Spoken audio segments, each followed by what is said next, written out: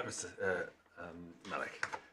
I've got two authorities, and I'll turn to the judgment below. The first is Blair and Curran, which is in Authorities Bundle 1, tab 4. It's a case from the High Court of Australia. It has been cited on a number of occasions, and it is a textbook. It involved a construction of a will, and if we turn to page 139,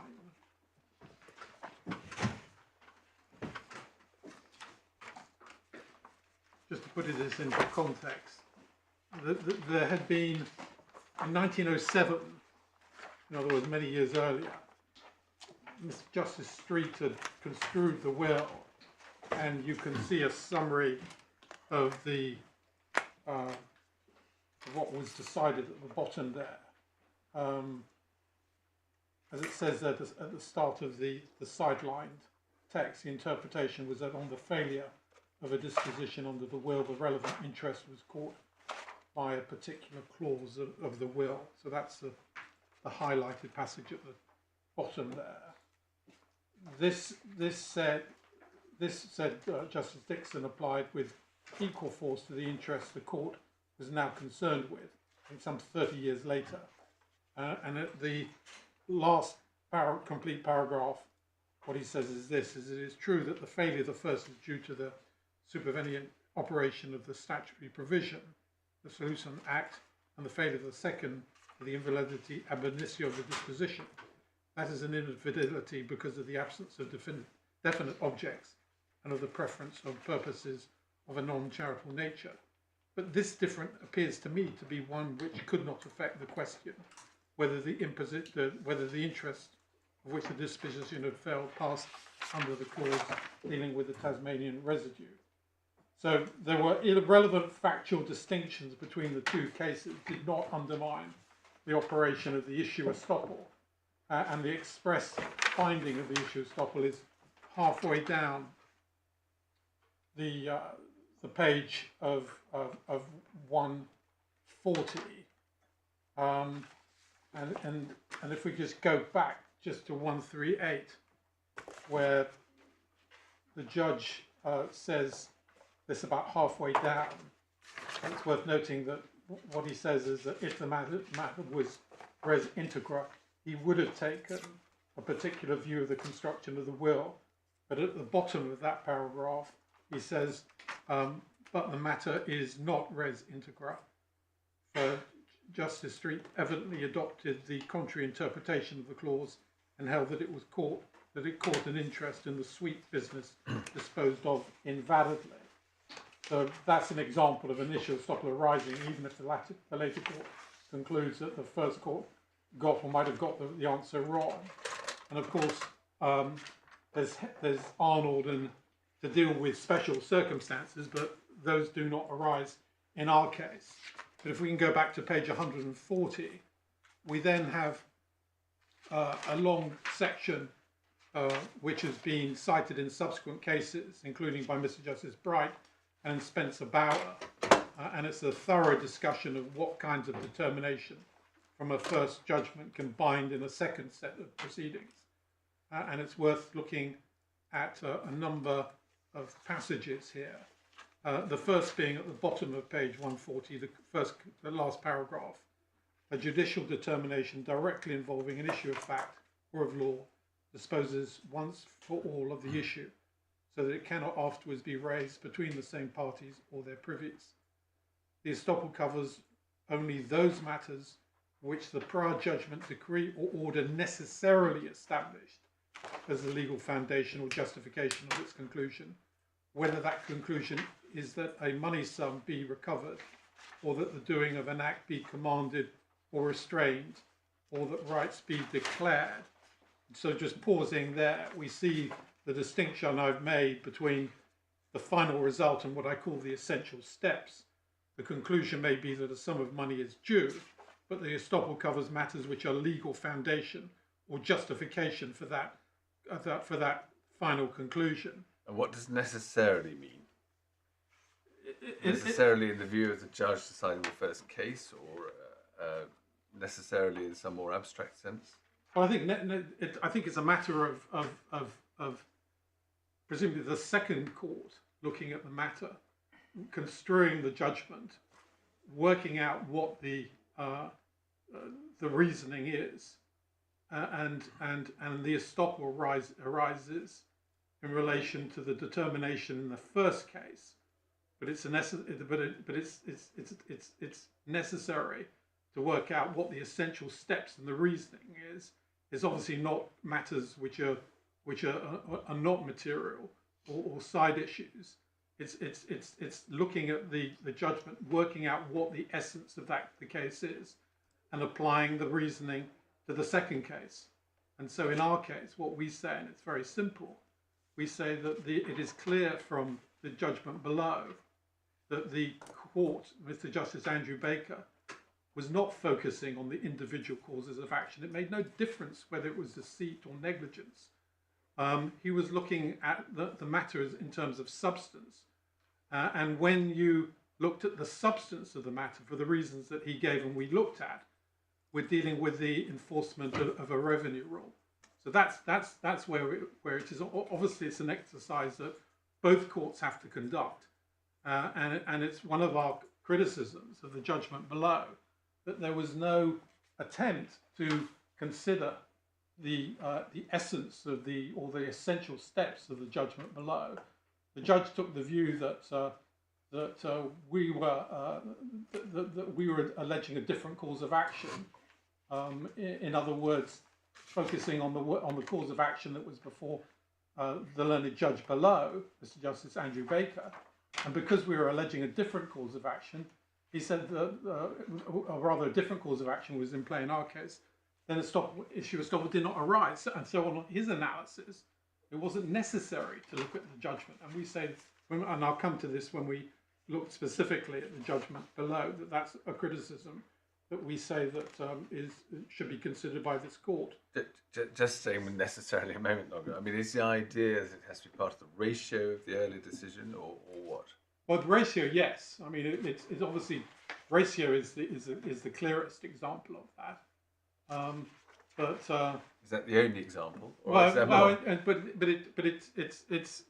I mean, I was thinking in response to the question made by Lord Justice Nugee in terms of it doesn't necessarily have to be a cause of action. It could go to a defence, but in this case, since we are looking at a claim which we say is inadmissible, then it does seem to us that yes, it's a matter that goes to the ratio.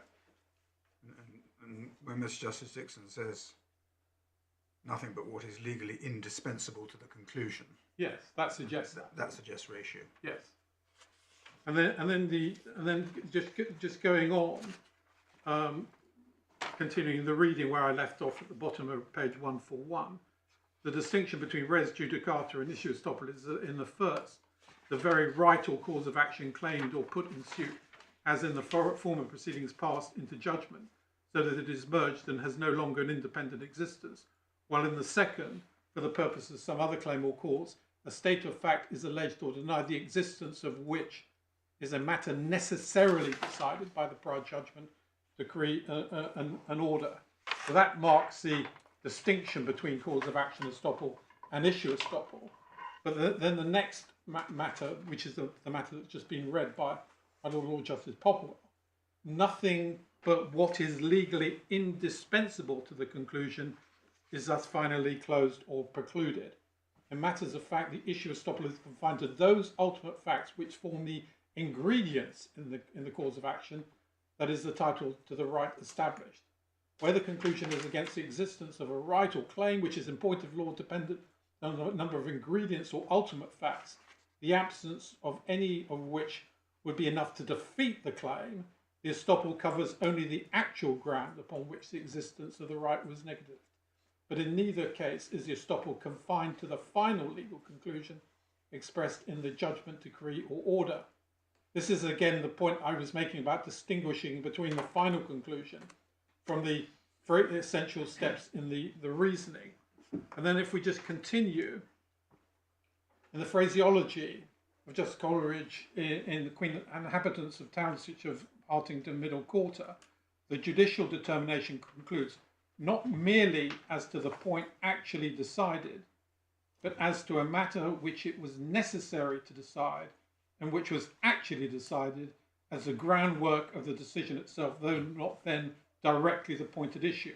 Matters cardinal to the latter claim or contention cannot be raised if to raise them is necessarily to assert that the former decision was erroneous. Can I ask you, Mr. Mallock, looking at that sentence which he's cited from Mr. Justice Coleridge, it concludes as to a matter which it was necessary to decide and which was actually decided. Now, in our case, if the only claims before Mr. Justice Andrew Baker had been SKAT's claims against your client as opposed to the fraud defendants, he wouldn't have had to decide whether a deceit claim was barred by Dicey Rule 3. All he had to decide was whether SKAT's negligence claims were barred by Dicey Rule 3, because that was the only claims which SKAT had pleaded against man. So in what sense, in relation to your client, was it necessary for him to decide, which he undoubtedly did decide, but was it necessary for him to decide that deceit claims were also barred? Well, if Mr. Justice Andrew Baker's decision depended on what he called the private causes of action, namely in relation to these vouchers, because we're talking about the same, these vouchers, they're all about vouchers which are said to have misled or contained misinformation. So that is common. They're all pieces of paper that was put before SKAT in which they say they relied upon in making payments out. So they were all, in a sense, linked together. If the judge analysis was the private cause of action, namely whether the misinformation came by way of an innocent misrepresentation or a fraudulent misrepresentation, then of course that would be a relevant factor. But when you look to see the judgment in very many places which we looked at this morning, there's numerous places, he's adopted an approach to the revenue rule, which is basically saying that one needs to look at this as a matter of substance about what is actually happening and what they're doing. That I entirely accept. I think you demonstrated quite clearly by reference to his judgment that as far as he was concerned, and I think the same is true of the appellate courts, there was no relevant distinction in his analysis between deceit claims and negligence claims. That I have no difficulty with. My question was a slightly different one, which is, did he have to decide anything about deceit claims to decide the issue that was before him in your case? All he had to decide was that the negligence claims were inadmissible. And so that's why I'm querying this phrase, which I think you rely on, which it was necessary to decide. Was it necessary for him to decide anything about the deceit claims? Now, of course he had to do it because he had a whole lot of other claims against fraud defendants, so he had to deal with deceit claims in any event. But if the claims against your client had been the only claim before him, all he would need to decide that the claim was inadmissible was that the claims against your client in negligence engaged Dicey Rule 3. He wouldn't need to say anything about deceit claims. No, but it would still be necessary for him to decide if a claim for a refund should be characterised as a revenue claim. And that's a formulation that the judge took in terms of the revenue rule, which may be wrong in the light of what the Court of Appeal and the Supreme Court said. That it's focusing on the characterisation of the claim for refund, and it doesn't have anything to do with the cause of action. That, in my submission, is what is the essence of what Mr. Justice Baker's doing. He's making it clear that what he's trying to do, And I'll come to this when I deal with the point that Lord Justice Popplewell raised with me about, well, how do you characterise the claim? And I've got to do that. You can see where it's come. Yes. But I will come What back to that. what is the issue? Yes, that's it. And I've got to And deal with that. I think what you're saying is the issue is a claim to a refund, or actually, more accurately, a claim to damages for paying out a refund within the revenue rule or not. Exactly. That's how we put it. And that was the issue. And that's the common issue. I mean, just relating this, the last sentence of that paragraph, matters cardinal to the latter claim or contention cannot be raised, or to raise them is necessarily to assert that the former decision was erroneous. I mean, I suppose at no stage has anyone put forward any contention that would have distinguished between the deceit claim and the negligence claim. So if you sweep away the proposition, Mr. Justice Andrew Baker's wide proposition, you're not left with anything that could sustain his decision. Yes. I mean, it's Sorry. no, sorry, I didn't. No. I was about to go on to a different point, but I should let you answer my Lord's question. Yeah, I mean, what's really striking about this whole exercise, this whole case, is that there was never any distinction in the way, certainly when it was before Mr. Justice Andrew Baker and at the time of his decision, that there was going to be any difference between the defendants and the various causes of action, or that the result could be different depending on which cause of action was being considered. And the reason for that is because it was common ground, see paragraph 17, that one is not looking at the individual causes of action, but one is looking at the substance of the matter. And so in our submission, there's the fact that the claim was directed against me in negligence, and the question is, well, how does the reasoning apply across to a claim in deceit? Is it different? And the answer is it clearly isn't different, because Mr. Justice Andrew Baker said it wasn't different. Nobody said it was different. And the whole fundamental reasoning, the necessary part of his reasoning, is that there is no difference between the various types of claim. And that's why the Court of Appeal was obviously so perplexed at the beginning. It was asking counsel, why is man out of this on ground one? You're taking an inconsistent position, and that's referred to by the Chancellor. There was an inconsistency. There was a fundamental inconsistency, because the logic of the argument that they were making was that we should be caught by ground one, but for some reason, and we obviously don't know what the reasons are, but a pragmatic decision was taken, or that we were relatively small and they wanted to focus their exercise on other matters. But Lord Justice Stuart Smith was absolutely right. That the Court of Appeal was proceeding on the basis that the transactions, not the cause of action. Lord Justice Stuart Smith was specific. He said the transactions are caught by the revenue rule. And in my submission, you can't get around that by saying, well, we weren't talking about deceit. It doesn't apply to deceit, because no one was saying, if they'd said, well, it's going to be different in deceit, no one had said there was different in deceit. So the entire logic of the judgment below, which they're stuck with, which they elected not to appeal for whatever reason, is that they're caught by the reasoning.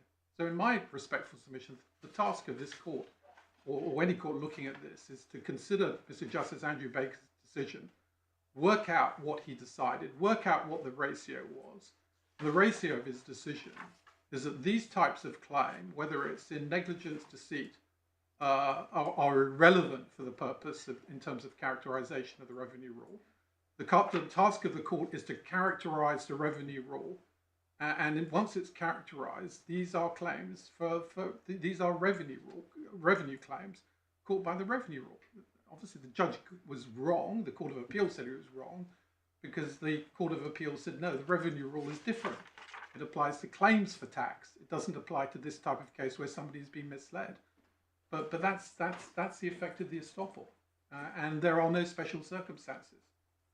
But I mean, just reading on. I'm sorry to slow you No, down, no, but since we've blown you, of course, I understand the thrust of your submissions.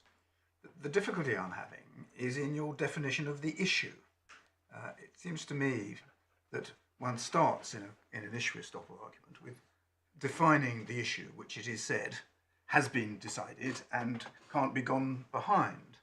Now, as formulated before the judge, the issue was whether SKAT's claims for compensation for making tax refunds it was not obliged to make was a foreign revenue claim for the purposes of Dicey Rule 3. Correct. Which, as the judge said, immediately gives rise to the problem, is that if that's how you define the issue is not the same. That's an absolutely open goal for Mr. Graham because the claims are different.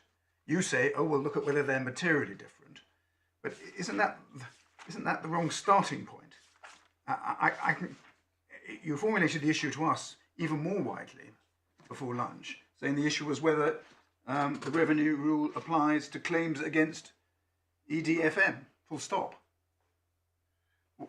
What, as it seems to me, you might be identifying is something which identifies what is the essential step, the essential ingredient, the foundational ingredient, whatever metaphor you use for the authorities, which constituted what Mr. Justice Andrew Baker decided. So it might be something like whether the revenue rule bars SKAT from making a claim to compensation for Danish dividend tax refunds, which it's mistakenly made as a result of misrepresentations.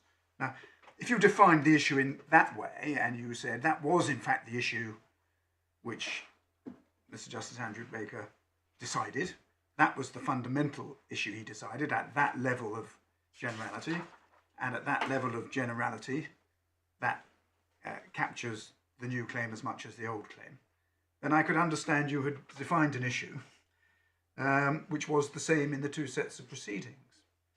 But at the moment I'm having some difficulty in seeing how you start by saying, well, the issue is just the two claims, and then saying, well, it isn't an answer to that, as the judge and Mr. Graham say, to say, well, the two claims aren't identical. One's in fraud and one's in negligence. I mean, just pausing. I mean, the fact that when we come to look at Mr. Justice Bright's decision, I mean, the point is that it's important to distinguish between cause of action estoppel and issue estoppel. Well, exactly. So the answer to say, well, it's the same cause of action. Well, we're not suing on it's. We're not concerned with the same cause. No, of but action. what I'm putting to you is that you've rather invited that illusion by defining the issue, which I'm absolutely content to accept shouldn't be the cause of action, by reference to the claims for compensation, all of them, or the whole content of the claim, instead of trying to narrow down what is it within the claim for compensation, which is the essential ingredient in both claims that Mr. Justice Baker has decided. And speaking myself, I think it's slightly unfair to criticise the judge for treating causes of action as what you were going on about, when the way you defined the issue was by reference to the claims, full stop, all of them. I wonder if it would be worth getting my lord just to repeat his conceivable formulation so we're clear what he had in mind. Well, I think what you're saying is what is essential to Mr. Justice Andrew Baker's reasoning is his determination that the revenue rule bars SKAT from making claims to compensation for Danish dividend tax refunds, which it's mistakenly made as a result of misrepresentations. You may be able to formulate it better than that. But that is not the claims.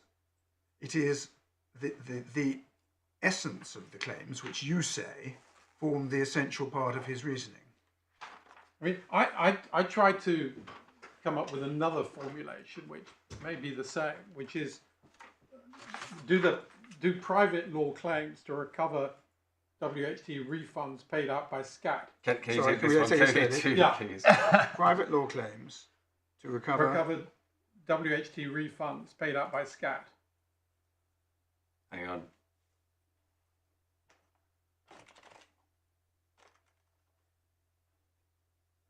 where those refunds were paid by SKAT based on applications conveying misinformation amount to enforcement of a foreign revenue law. Sorry, where those refunds were based on, just repeat that. But based on applications conveying misinformation amount to the enforcement of a foreign revenue law. So I'll just repeat it. Do private law claims to recover WHT refunds paid out by SKAT, where those refunds were paid by SKAT based on applications conveying misinformation amount to the enforcement of a foreign revenue law. Well, put in that way, I entirely understand it. Yeah, well, that's what I've. It's just not the formulation we've had so far. I know, but that's.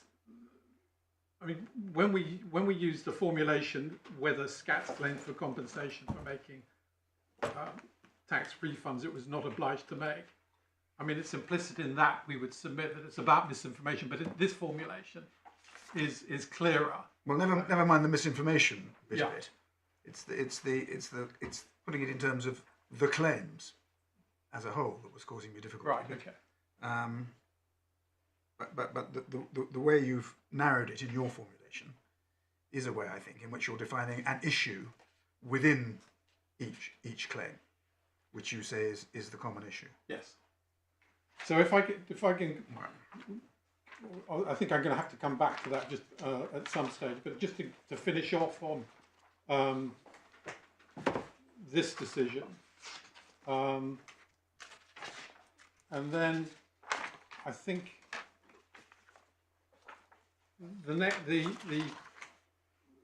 the phrase I don't think I didn't get to the bottom of page 141, where there's a reference to the Hoisted case, a fact fundamental to the decision arrived at, and then it goes on to say, but matters of law which are subsidiary or collateral are not covered by the estoppel. Findings, however deliberate or formal, which concern only evidential facts and not ultimate facts forming the very title to rights give rise to no preclusion. Decisions upon matters of law which amount to no more than steps in the process of reasoning tend to establish or support the proposition upon which the right depend do not stop the parties if the same matters of law arise in subsequent litigation. And we accept that that's a relevant distinction. Obviously not every fact or bit of legal discussion in a judgment sets up an issue estoppel. But reading on... Just before you go on, if one looks at what he says at the beginning of that paragraph, a fact fundamental to the decision arrived at in the former proceedings, you're stopped from challenging facts. But that's not the case here. This is not an estoppel as to any of the facts, is it? You're relying on. What you're relying on is a principle of law. Yes. And he then says, and the legal quality of the fact must be taken as finally and conclusively established. Now, the legal quality of the fact, in this case, is that SKAT's claims against man are inadmissible because of the revenue rule. But, as we've discussed, that's the claims which SKAT pleaded, because that's all that was actually before the judge in relation to the claims against man was just the claims against man which had been advanced, which were negligence claims. So he's decided that the negligence claims are inadmissible. You want to go further than the legal quality of the facts pleaded. You want to say that it follows from Mr. Justice Andrew Baker's reasoning that the same reasoning would apply to deceit claims, because for Mr. Justice Andrew Baker, there's no relevant distinction between the two. Correct. But that's not, I mean, that, if I may say so, seems to me like a principle of law rather than anything to do with the actual facts that were before him.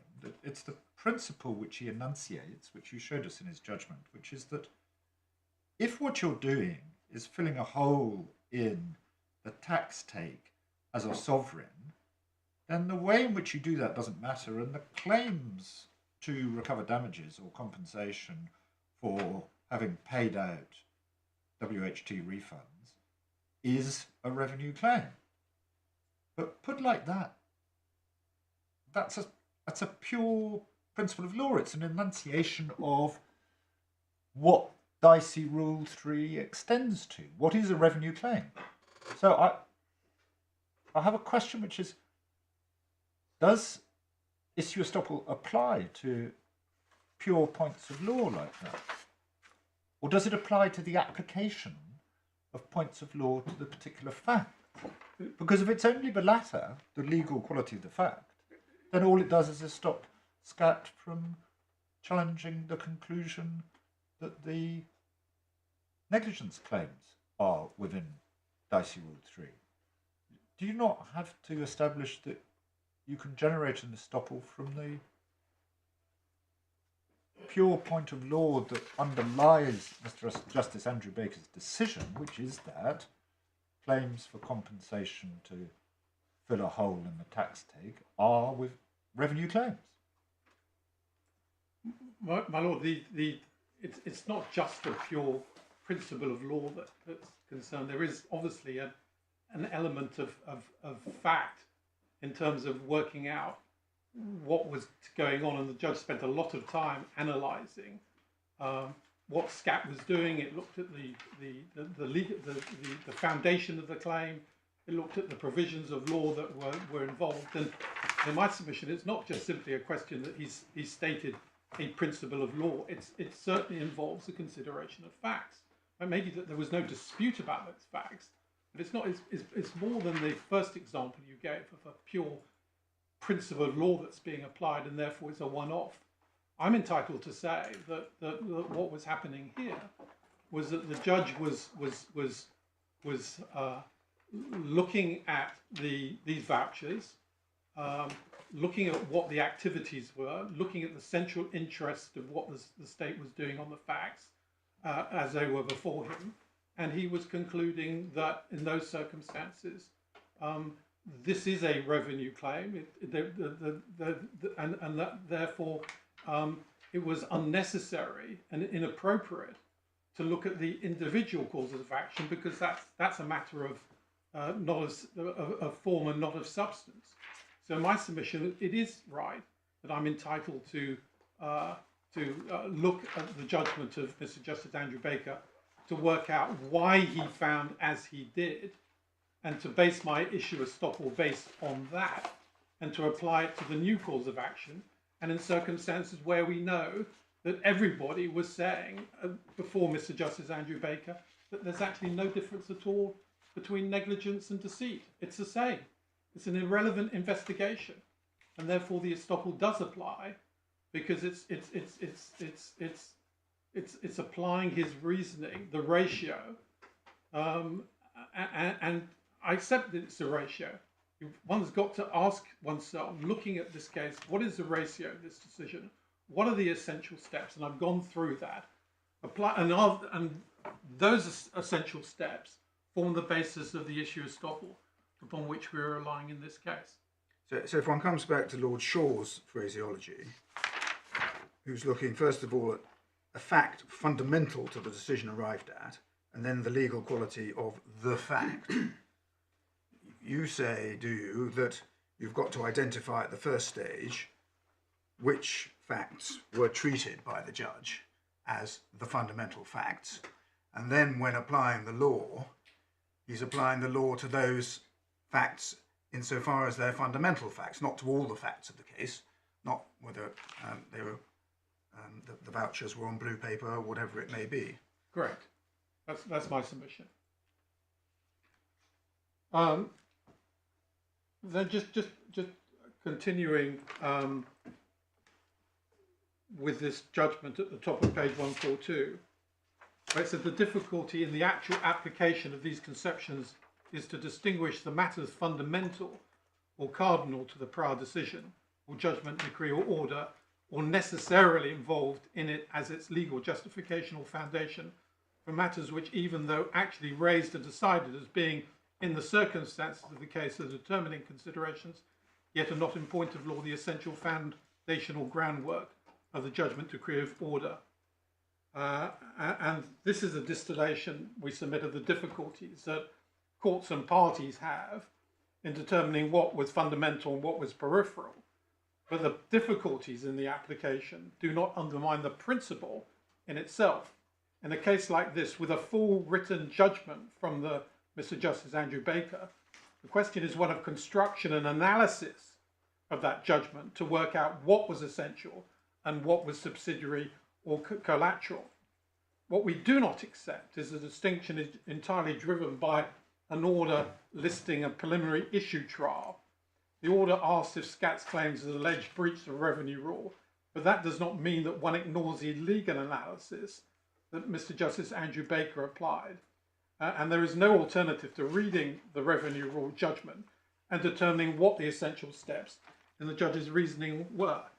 And before I leave that case, if I could just note one other point, which is at 139. Just before you go there, looking on it in Mr. Justice Dixon's judgment, he says that 2 questions must be asked and so on.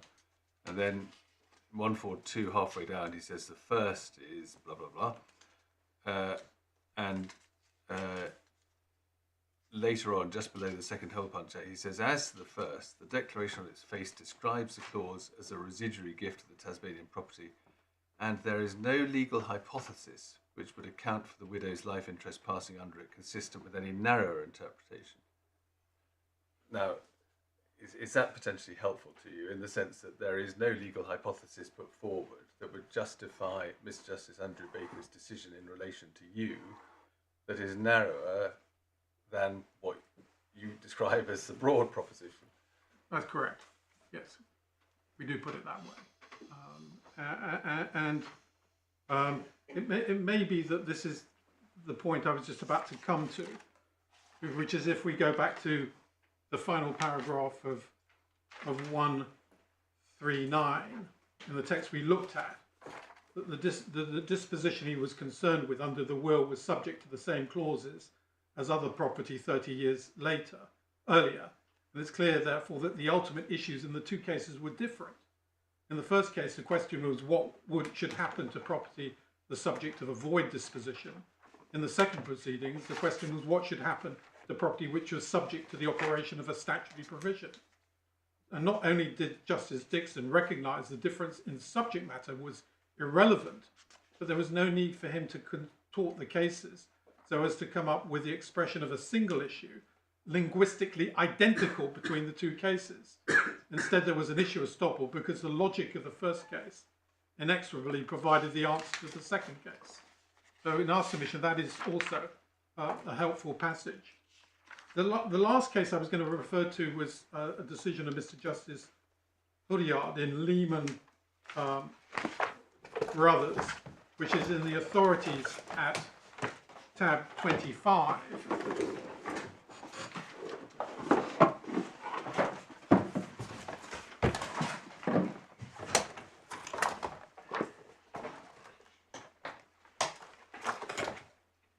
And this is 888. And the relevant dicta I wanted to take to it are at page 522 using the numbering in the bottom there. No, sorry, 922. And as you can see from paragraph 96, I think it is, if we go back, one can see that it's right to point out that the remarks are obiter because the question of issue estoppel was not pursued. But if you turn to page 97, paragraph 97, the statement appears. The fact that the approach of the court on the issue arising in one case may be determinative of a different issue in another case between the same parties does not without more establish an issue estoppel. The issue in the later case must be one which was expressly decided or a necessary or fundamental part of or step in the decision of the earlier case. And then there's a reference to Blair, and then it said in fact that parity of reasoning or confluence in the reasoning in the two cases is not enough. And then there's a reference to the Blair case and the quotation that we've looked at. And we can see from the analysis at paragraph 99 at page 923 that Mr. Justice Hilliard says that the particular issue raised by the party was not the same and was an application by analogy. But then he says that that the earlier case decision did not decide the issue, nor was the issue contested now a fundamental part or stepping stone in the earlier decision. So we see here the judge using the language of stepping stones and drawing the same proposition that we've used. So it's not only the ultimate conclusion, but the essential steps in the reasoning of the first judge that matters, which we submit as a helpful way of looking at it. Now, coming to the decision of Mr. Justice Bright, I think we probably already covered this, but what the judge said in the passage that my Lord Justice Popplewell referred to, perhaps we can get it up. It's in tab 6, full bundle, tab 6, at page 43. And your Lordships can see the reference that my Lord Justice Popplewell referred to, and we've gone through that, and I've explained the alternative formulation, which we obviously rely upon.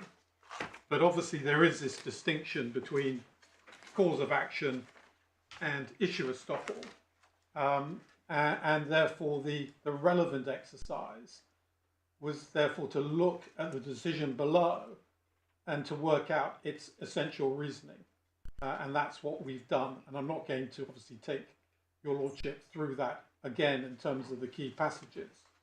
But if the court does feel that the formulation that we put forward here is defective and doesn't make it clear that we're focusing on the issue and our formulation has got nothing to do with the causes of action in deceit and negligence, focusing on the nature of the interest that's being asserted and looking at the ratio of the decision before Mr. Justice Andrew Baker, which is about substance and the irrelevance of the individual causes of action.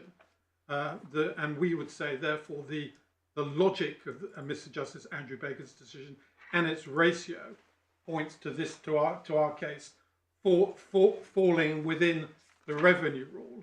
And that's why we submit that the key question that comes out of that decision is that the private law claims do not change the characterization of SCAT seeking to recover compensation for tax reasons it was not obliged to make on the basis of misinformation. And that, the judge found, was the bringing of foreign revenue claims, which we submit are clearly within it. Now, the other passages perhaps to refer to, I think are just at the point as alleged, the point at paragraph 47, which simply, which is that seems to be the other reason for the judge's conclusion, meaning not on the facts pleaded, but we've dealt with that point in the oral submissions already and pointed out that the logic of this position would apply even to a judgment after trial. And I say that because every single judgment is a claim on the basis of the facts as alleged, and that would normally be implicit rather than explicit.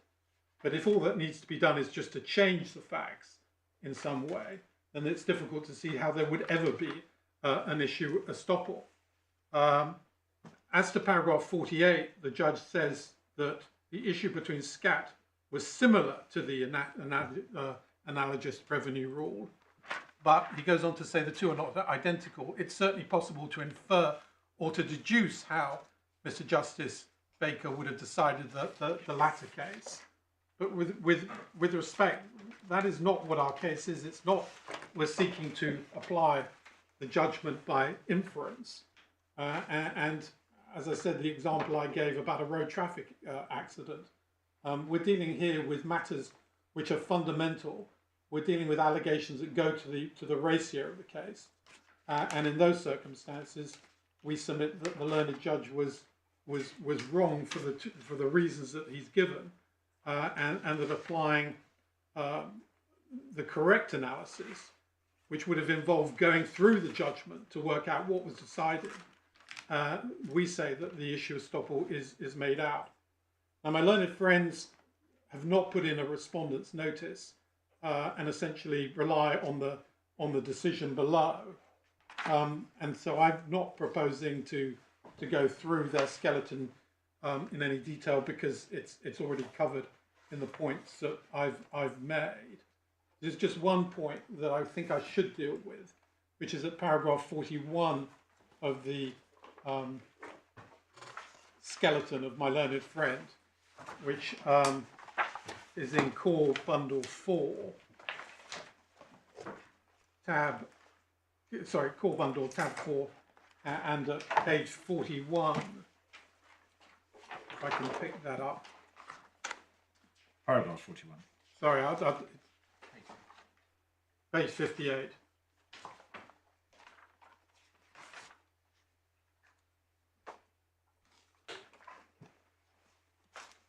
In fact, if we can go to the top of page 59.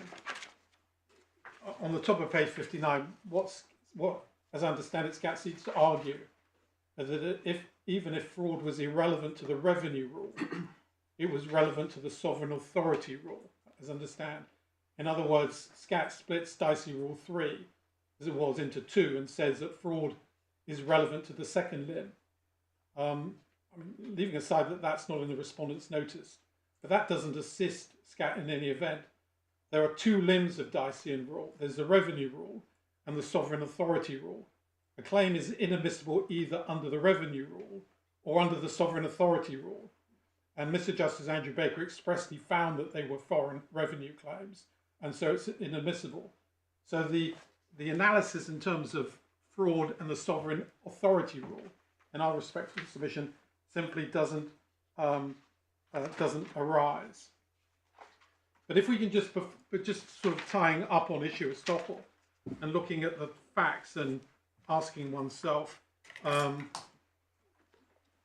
whether this is in effect a just or appropriate, or somehow an estoppel operating in an odious manner. That phrase has been sometimes used about estoppel. The reality is that SKAT lost on a key issue in the first proceedings and took a conscious decision not to pursue Ground 1 against ED&F Man, knowing that the Annex E tax vouchers were not founded on any shares or dividends on which WHT had been paid. We knew that they'd intimated a fraud claim in correspondence, but they'd not pressed ahead with those allegations. As far as we were concerned, they had dropped any intention to pursue those claims against us, certainly at that stage. They were specifically asked by the Court of Appeal why they were not proceeding against us, and said that they were acting pragmatically, and the judge found that they'd already made up their mind about pursuing their claim at that stage. They said nothing about it. And in the interest of finality and not vexing my clients again, all those considerations apply here. We'd obtained a judgment in our favour, with the Court of Appeal relying on the lack of appeal on Ground 1 as a reason why we should win on Ground 2. We'd spent huge sums of money and time in relation to the first claim, which was now over. And as we've said, the only way that this could result in a different result is as if the SKAT relied on special circumstances. But as we know, no special circumstances were relied upon before the learned judge, and that was recorded in his judgment, and that remains the case. So that's all I wanted to say on issue estoppel. I was going to now turn. Before you move on, I've got I'm afraid. No, it's fine. Couple of questions. One, can I go back to the 5 new cases? Because part of your argument is, well, this was in relation to these transactions, these tax vouchers, and those tax vouchers are held not to generate admissible claims. Why does that stop them from bringing 5 new cases with new tax vouchers? Well, in terms of the amounts involved, I know the amounts involved may be trivial. It's not. It's yes. Yes, but it elucidates the principle. Illustrates the principle. Yes. Yes. I mean, it may be that the conclusion is, if this is the way the court looks at it, that the 5 are separate, and we obviously have to live with the consequences of that. But what we do say, that even if is that applying the principles of issue estoppel to tax vouchers, misinformation, the reasoning as to why the issue estoppel works in relation to the vast majority of them applies to those as well. So it would logically also mean that if they uncovered an entirely new fraud, which they'd never known anything by your clients, I know you've sold your business, it's not going to happen. But in principle, if they discovered a wholly new fraud, they would be stopped from bringing claims in relation to that. That must logically... Well, subject to a special circumstance. Subject to special circumstance. And that may be the answer. Yes. Because there's obviously a point about issue estoppel.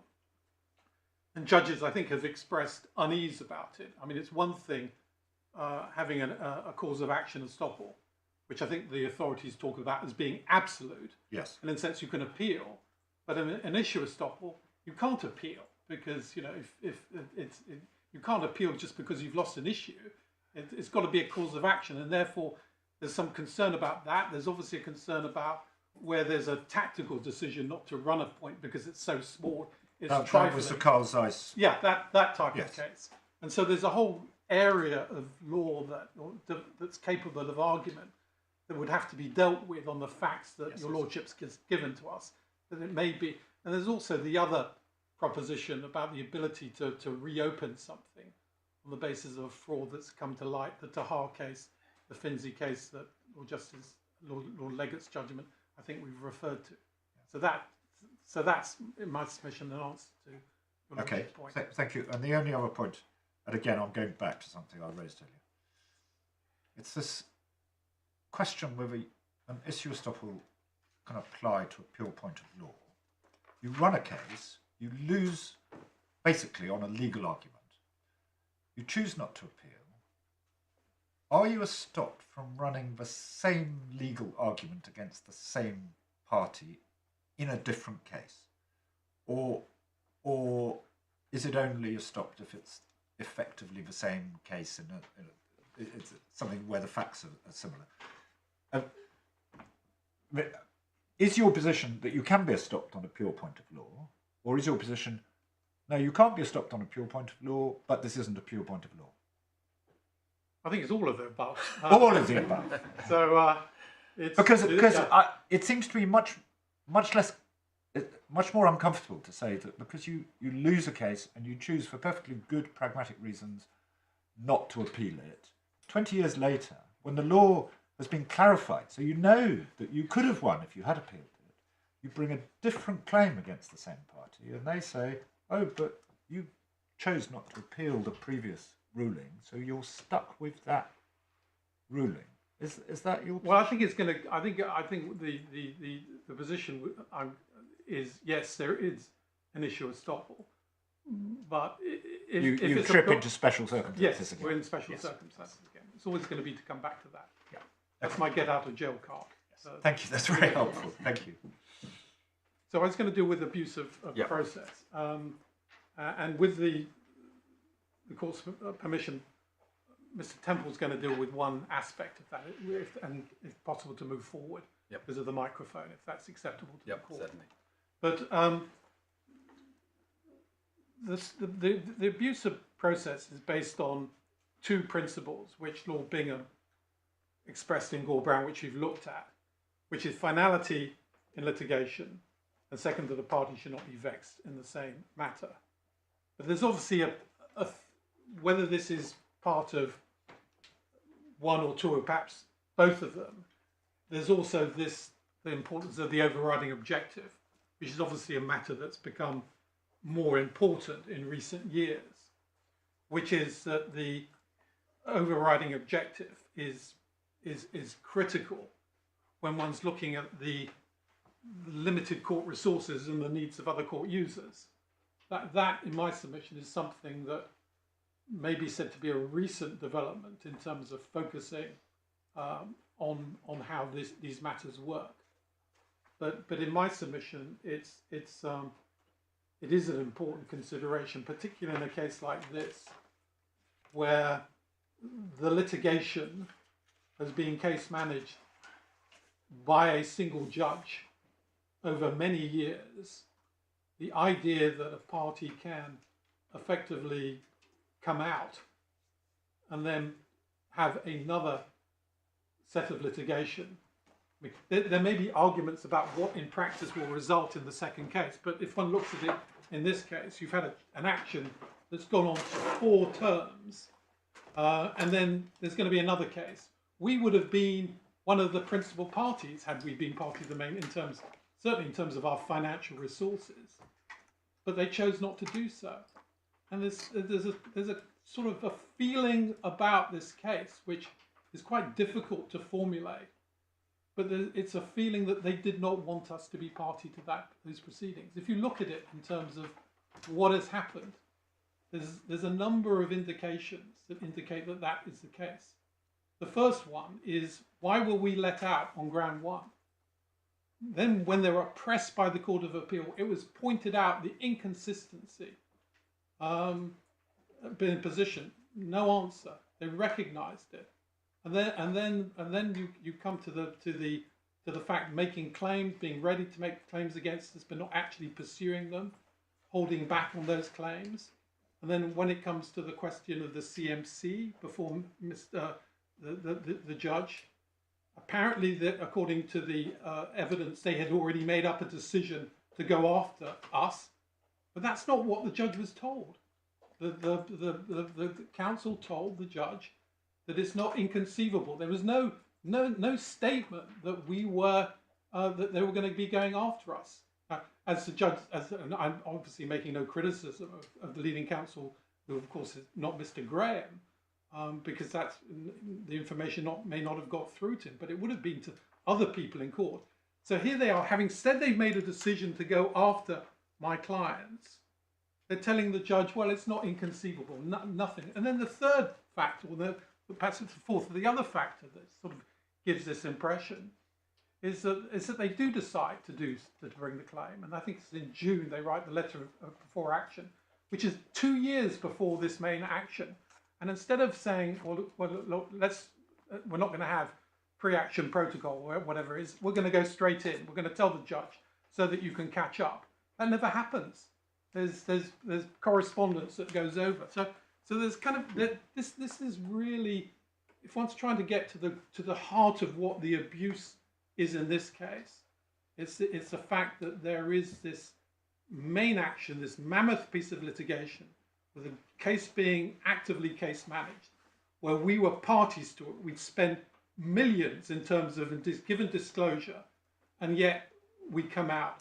And as I say, I obviously can't rely, I haven't got access to privileged information, but the indicia that I just looked at are all consistent with a view that they didn't want us there for some reason.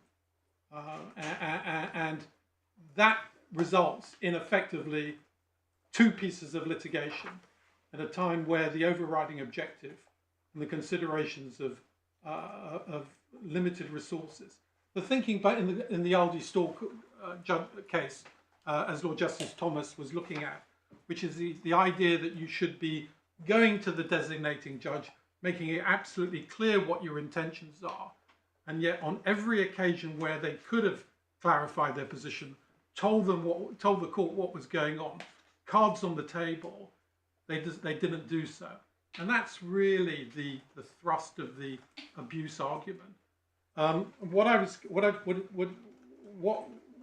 going to do was I was going to invite Mr. Temple to come forward to deal with one of the factual issues that, well, not factual issues, but one of the issues that does arise, which concerns the pleading of fraud. So if I may, I'll just sit down and let him come forward to deal with that point.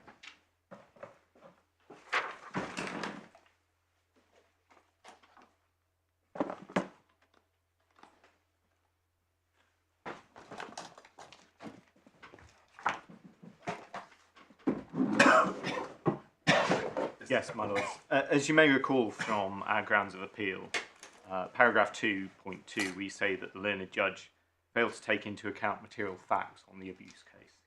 So my role is to take you through some of the facts that we say are material and where there's either no indication that the judge took them into account or that he misconstrued them in the way he approached them. So I'm going to start with the judge's judgment at core bundle tab 6, page 84.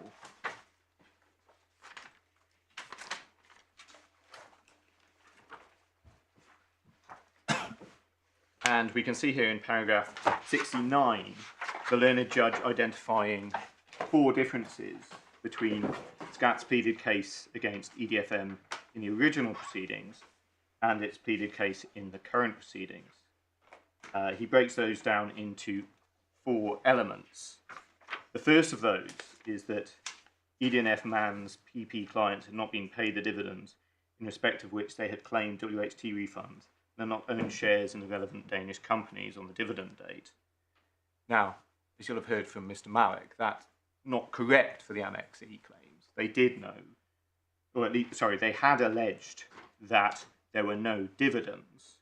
If they hadn't specifically alleged that there were no shares, that had been set out in our responses to them. The second, third, and fourth elements here are relating to the nature of the underlying trading. So the element 2 is the idea that the purported sellers did not themselves own shares in the relevant Danish companies and were naked short sellers. Again, we've made the point on Annex E that they did know that the sellers were naked short sellers. The third point is that the transactions were circular, in that the PP clients, the purchases by the PP clients were being covered by matching sales back to the purported sellers. And the fourth one is that ED&F man knew all of these matters. So those are what he says are new. And then in paragraph 71, he addresses, at least implicitly, the extent to which these were known about and the matters that we raised to say that that SKAT could have and should have pleaded these matters.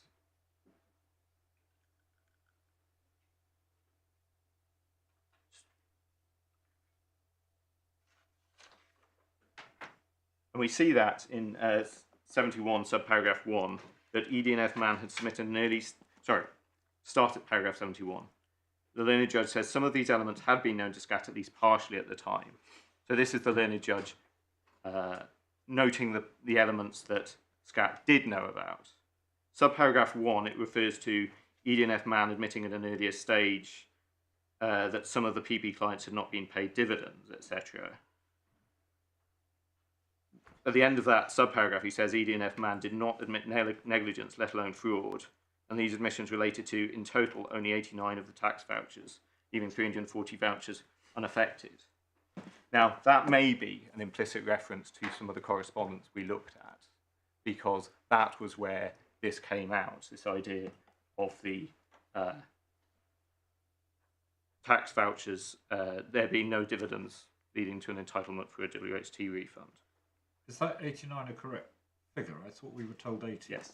There's a small point on that. There were 9 tax vouchers which were in Annex A to a defence. We haven't been to them. I think they were worth about £36,000. So that's 9. Well, no one's been focusing on those. Yeah, thank you.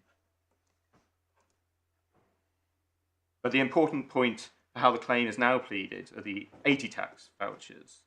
So one point as a general matter is there is a concern that the learned judge may be downplaying this slightly and saying there were only 80 of them and slightly putting them to one side. Where Annex C reflects 32 of the original claim value and over half of the current claim value, we suggest that puts to one side a very significant matter, or downplays what we say is a very material matter. But then we get on to elements where, in our submission, the learned judge he misunderstood what we said were material matters, and that's in subparagraph 2.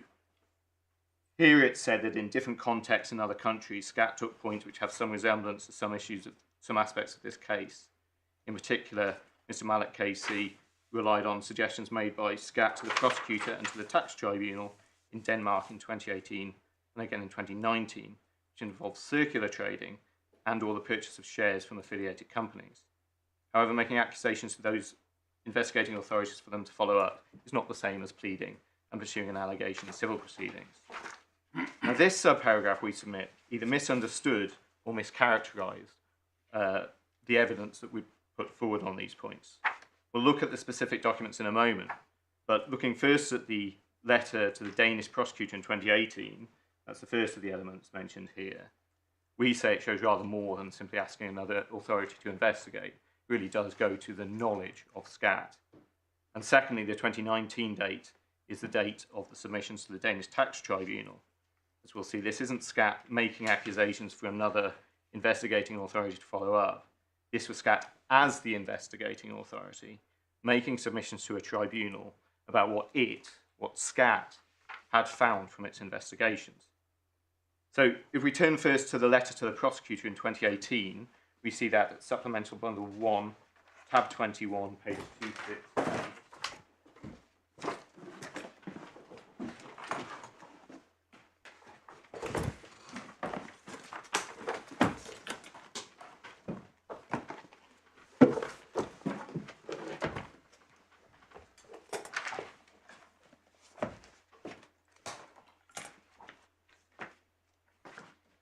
This is in fact the second letter that we referred to at first instance, but it's the more important one.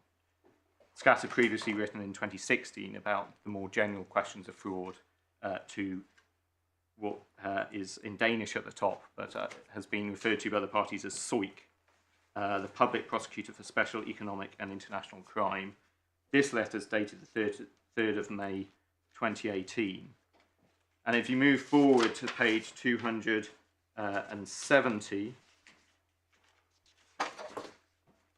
about a third of the way down the page, you'll see reference there to Custodian ED&F Man Capital Markets Limited.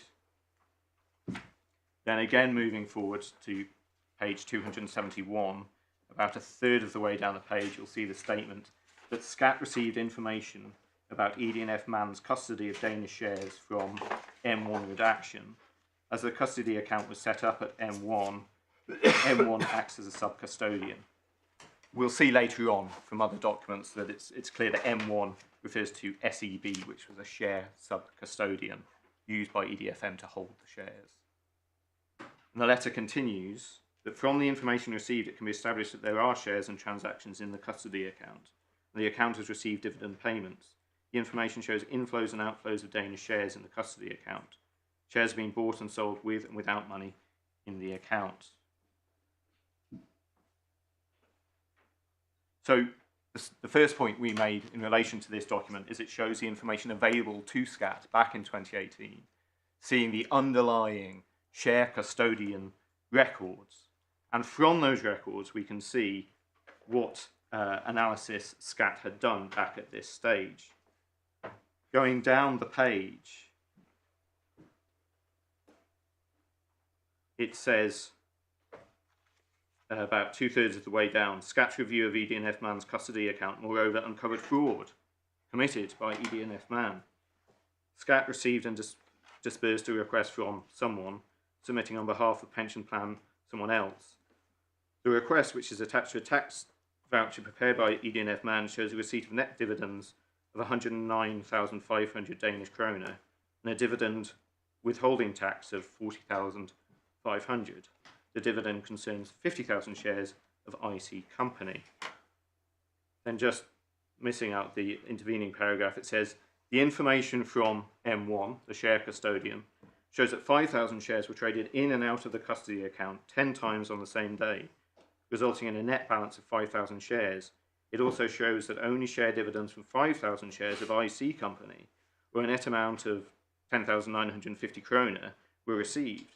The dividend withholding tax amounts to 4,500, not 40,500, as stated in the accompanying tax voucher. So this is SKAT's own analysis, SKAT's own finding back in 2018, sent to prosecutors. So with the allegation that ED&F Man's tax voucher had inflated the tax reclaim. So we can accept, as the judge said, that this is a letter to another investigating authority. And we can accept they are accusations for the prosecutors to follow up, as the judge said. But they go further than that, and they demonstrate that SCAT did not need disclosure in these proceedings, or the underlying proceedings, to know what was going in and out of a share custody account, or, at least on the case of some of these transactions, to reach conclusions about the dividends that had been received. They didn't need the help of an expert in the American proceedings, which is what the judge ultimately concluded, to understand what was going on. And then if we move to the tax tribunal decision, that's in Supplemental Bundle 2, tab 24, page 3.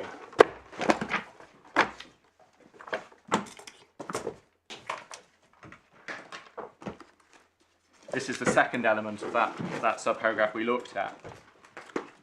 It is a translated judgment of the Danish Tax Tribunal.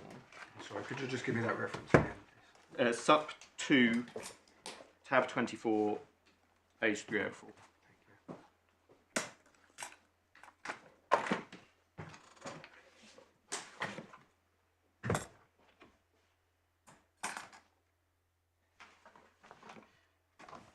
You can see at the top that the case, or the judgment, is dated the 13th of January 2020. And you can see from the opening lines that it arose out of SCAT's decision of the 9th of May 2018 to revoke its decision on the refund of dividend taxes to a particular pension plan, KK Law. And if you go to page 307 in the bundle, you'll see a heading headed Summary Brief of the Danish Tax Agency.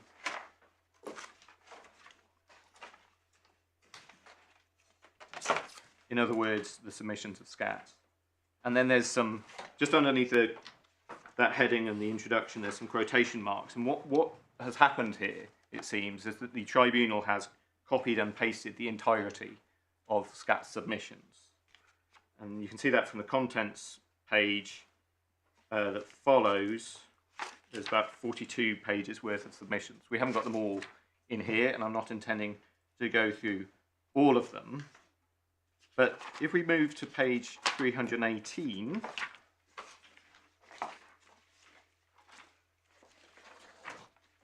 we can see the heading halfway down the page, documentation from ED&F man has no probative value, under which SCAT made submissions about ED&F man. And just under that, it's asserted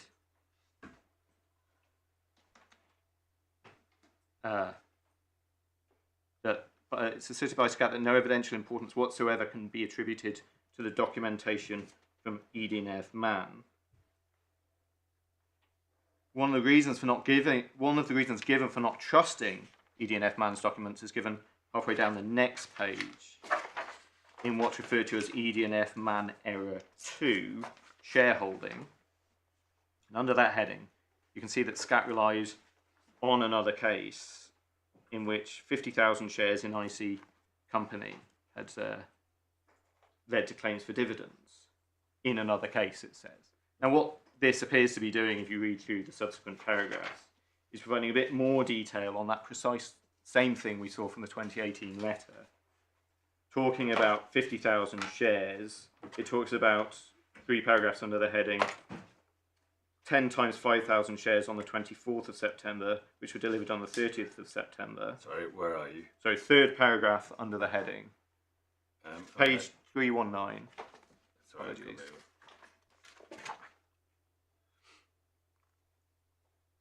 Yes, I see.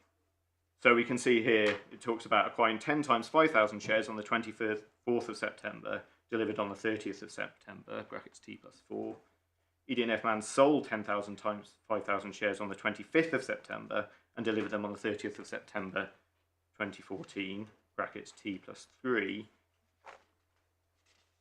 And then there's analysis there of the share price, just under that, and a reference below that to the custody account printout, ED&F man borrowing 5,000 shares. In addition, ED&F man has purchased, in inverted commas, 50,000 shares. Over the page it says, Overall, there's no evidence that ED&F Man should have owned any of these shareholdings. On the contrary, the documents show how ED&F Man, in transactions in out of the custody account, has tried to make it look like they held shares on behalf of the pension plans. Nevertheless, ED&F Man has certified ownership of the shares, and that documentation therefore cannot be given any significance. Now, whether ED&FM should have owned the shares may be an oddity in the translation, but overall the submission from SCAT was that ED&F Man had tried to make it look like there were shares when SCAT had analysed it in detail and found there were none. Now, there are more references to ED&F Man in this set of submissions. You can see it on page 321. 2/3 of the way down, the system of ED&F Man shows it has been a desk exercise, and it says the tax agencies collected information on 3 ED&F Man custody accounts registered with SEB. That's how we know who M1 was on the previous letter. And it talks about how the information on those custody accounts can be compared with the information on the purchase and sale of shares in other pension plans. And at the bottom of that page, we see the conclusion or the submission by SCAT to a tribunal that the review showed that ED&F Man had fabricated documentation and certified ownership contrary to the facts.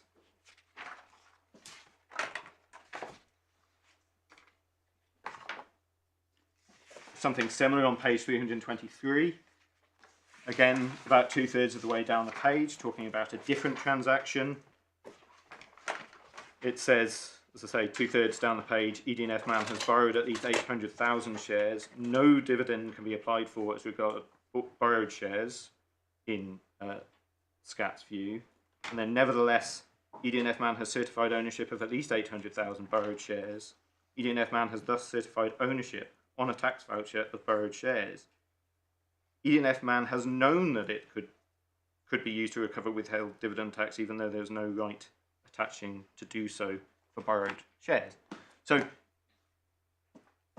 what we have here, and these are obviously the edited highlights of a very long set of submissions, are not mere reporting of allegations to another investigating authority to be followed up by that authority, which is how the learned judge described it.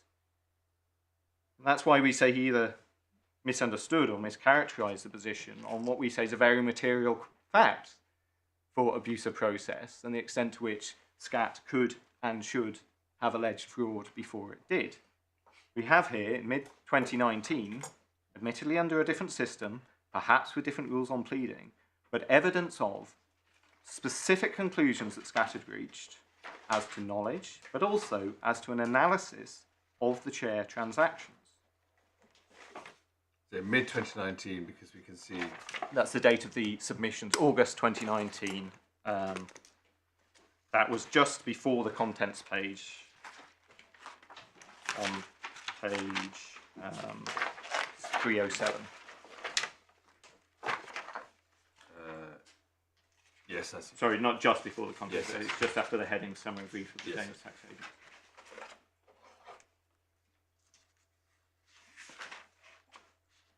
So going back to the judgment at first instance,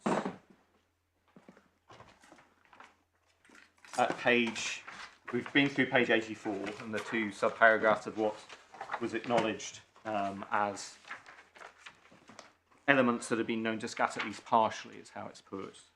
Then after that we get, from 72 and 73, questions of disclosure and the explanation of how the documents were produced in 9 tranches up to the 19th of February 2021, which was the Friday before the revenue rules started. And in paragraph 76, the judge said that SCAT could not have pleaded fraud until it had reviewed all 182,000 documents. He also accepted in the subsequent paragraphs that it was only once SCAT received Mr. Wade's report dated the 31st of December 2021 that SCAT could and should have pleaded fraud. he does say, at least in theory, on the Friday before the revenue rule trial, it could have done because that's when it had the document, but it couldn't really be expected to do so. So that's paragraphs 89, 90. Yes. I mean, it goes throughout about 2 or 3 pages of that. Yes, I see. But quite. At paragraph 89, within a few weeks of Mr. Wade's report, he could have received it. So what we don't have there is really any explanation or as to why our submissions on what SCAT had asserted, both in correspondence just prior to the revenue rule trial, but also going back to 2019 in Denmark, we had no explanation for why that is dismissed as a basis for them being able to plead fraud. If I can now turn to our skeleton argument as a cheat sheet for going through the other elements we rely upon. That's at core tab 3, page 35.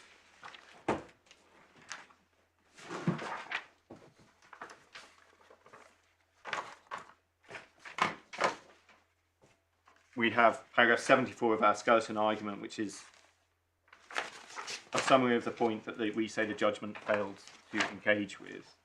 First of all, at 74.1, we have the letters to the Danish prosecutors. I've been through that. 74.2 refers to the Danish Tax Tribunal. I've been through that as well. 74.3 reflects on both those categories and says they showed SCAT possessing and analysing share custody records long before disclosure. So that's not a separate category of document or matter, but it is the point I was making a moment ago about the importance of the allegations in correspondence and particularly the tax tribunal. Then at paragraph 74.4, we refer to our admissions around the Annex E tax vouchers. As we've seen, this was touched upon in the judgment with the suggestion that only related to 80 or 89 vouchers. And we say that this amounts to the learned judge failing to acknowledge the importance of the admissions because they really are at the core of the new claim as well. If there were no WHT dividends, there could be no WHT reclaim. And that has some additional bells and whistles I can accept now with allegations of circular trading, etc. But at the core, it was admitted by us in 2019 that 80 of these tax vouchers fell into that category. At paragraph 74.5, we have SCAT's simultaneous claim in the US courts. Now, these are actions in which SCAT pursued fraud claims not against ED&FM, but against ED&FM's clients. I think, in the interest of time, I won't go through the actual pleadings in the US proceedings, but for your note, they can be seen at sub 1, tab 22, page 273. Is not the distinction between your client and its clients rather a material one if you're thinking about fraud? I can accept it certainly could be. The one point that comes out of that, though, is not merely the question of who knew what and when for the purpose of fraud, but maybe I can take you to it very briefly. I think it's SUP 1, tab 22, page 277. Should be right at the back of the bundle.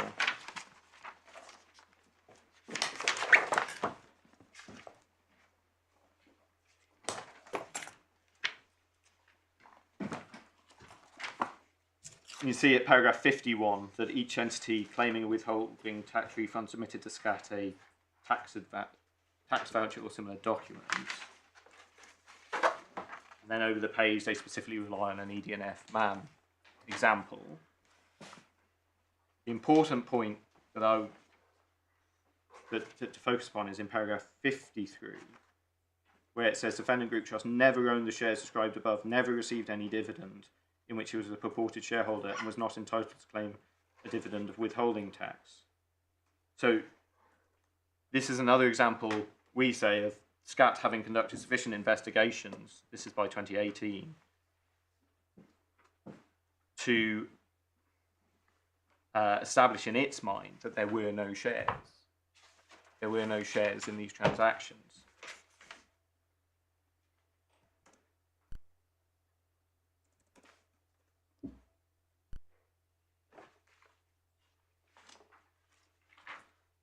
So if I return to our skeleton arguments, going, as I say, through this cheat sheet, really, of the points we raised, paragraph 74.6, there's reference to the bottomly presentation, which is now specifically cited in the particulars of claim as the basis for one of the trading structures. And as we say in the skeleton argument there, Mr. Justice Bright referred to this in argument as close to a smoking gun. The full quote, the full statement, which, if you need it, is at Sup 1, Tab 5, page 106. The full statement is, the fact is, in litigation of this kind, that's probably about as close as you usually come to a smoking gun, isn't it? The actual document is in Sup 2, Tab 35.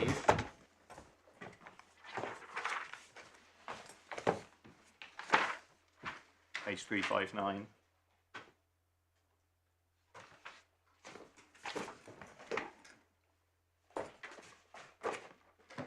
This was disclosed to SCAT on the 3rd of August 2020.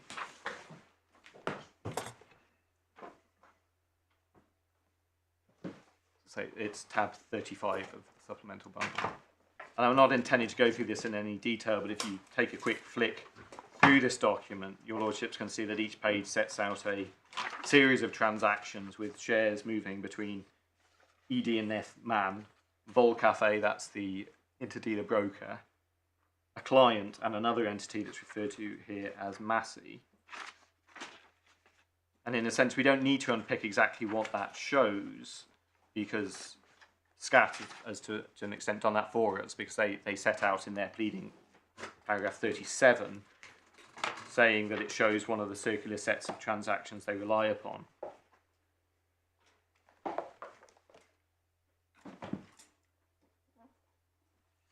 Now, I have to accept that Mr. Justice Bright said that it was legitimate for SCAT to hold off its analysis until it had received all of the disclosure, so picking out a document might be said to be not the same as showing that they were aware of it, but we do know that they were aware of it because they asked about it in a letter of the 10th of February 2021. That letter is at Supplemental Bundle 2, tab 29, page 337. Sorry to make your lordship turn up so many pages, but I'm afraid that's the nature of the job I've been given. This is a letter of the 10th of February 2021. And at page 338 of that, 2/3 of the way down the page, it says Denmark trade flow document. And you can see at paragraph 2.6, it says that your client's Oliver Bottomley, hence it being called the Bottomley presentation, I think, who you've described as a trader, emailed a copy of this to himself. There are 3 stages, etc. Now, over the page, paragraphs 210 and 211, it's true that SCAT asked quite a lot of questions about this document. So this letter both shows that they were aware of it and that they were asking questions about it, but I have to accept it may show they didn't know all about it because they were asking questions such as, had these trades actually been placed? But that only takes SCAT so far, in the sense that I'm not sure they ever got answers to that, and yet they've been able to plead the point nonetheless. There was a brief response, which I'm afraid isn't in the bundle. It said that the flowcharts were Arundel trade and not related to Annex E. But beyond that, I don't think they got answers. Yep. Going back to the skeleton argument, at page 37, it's tab 3, page 37.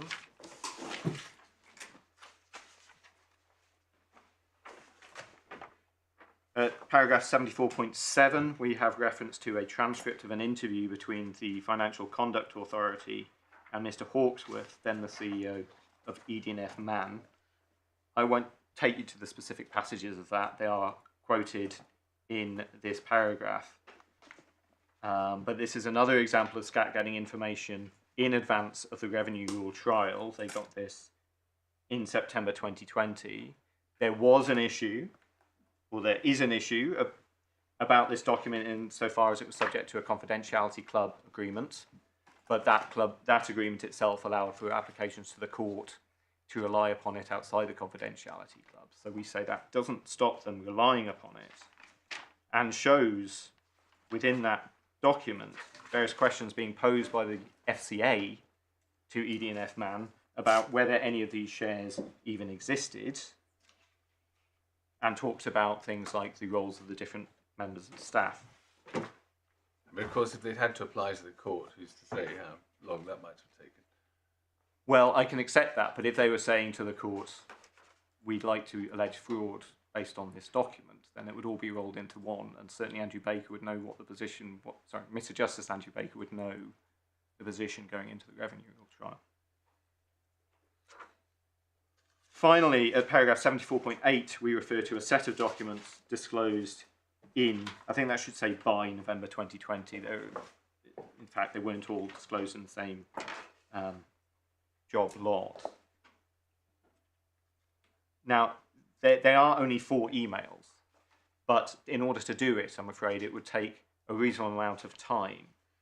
It may be that the short answer to this is to point to the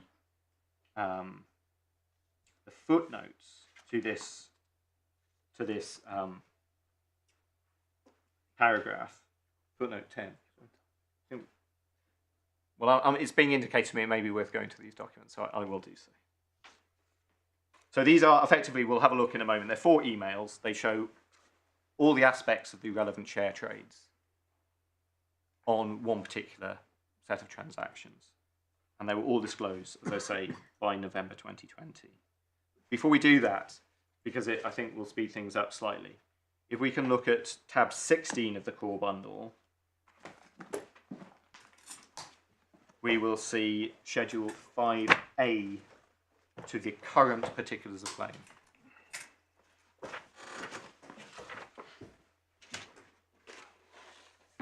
You can see here that this is Schedule 5A, Annex E Comex Trade, March 2014, and this is the example that SCAT picked out of an Annex E trade.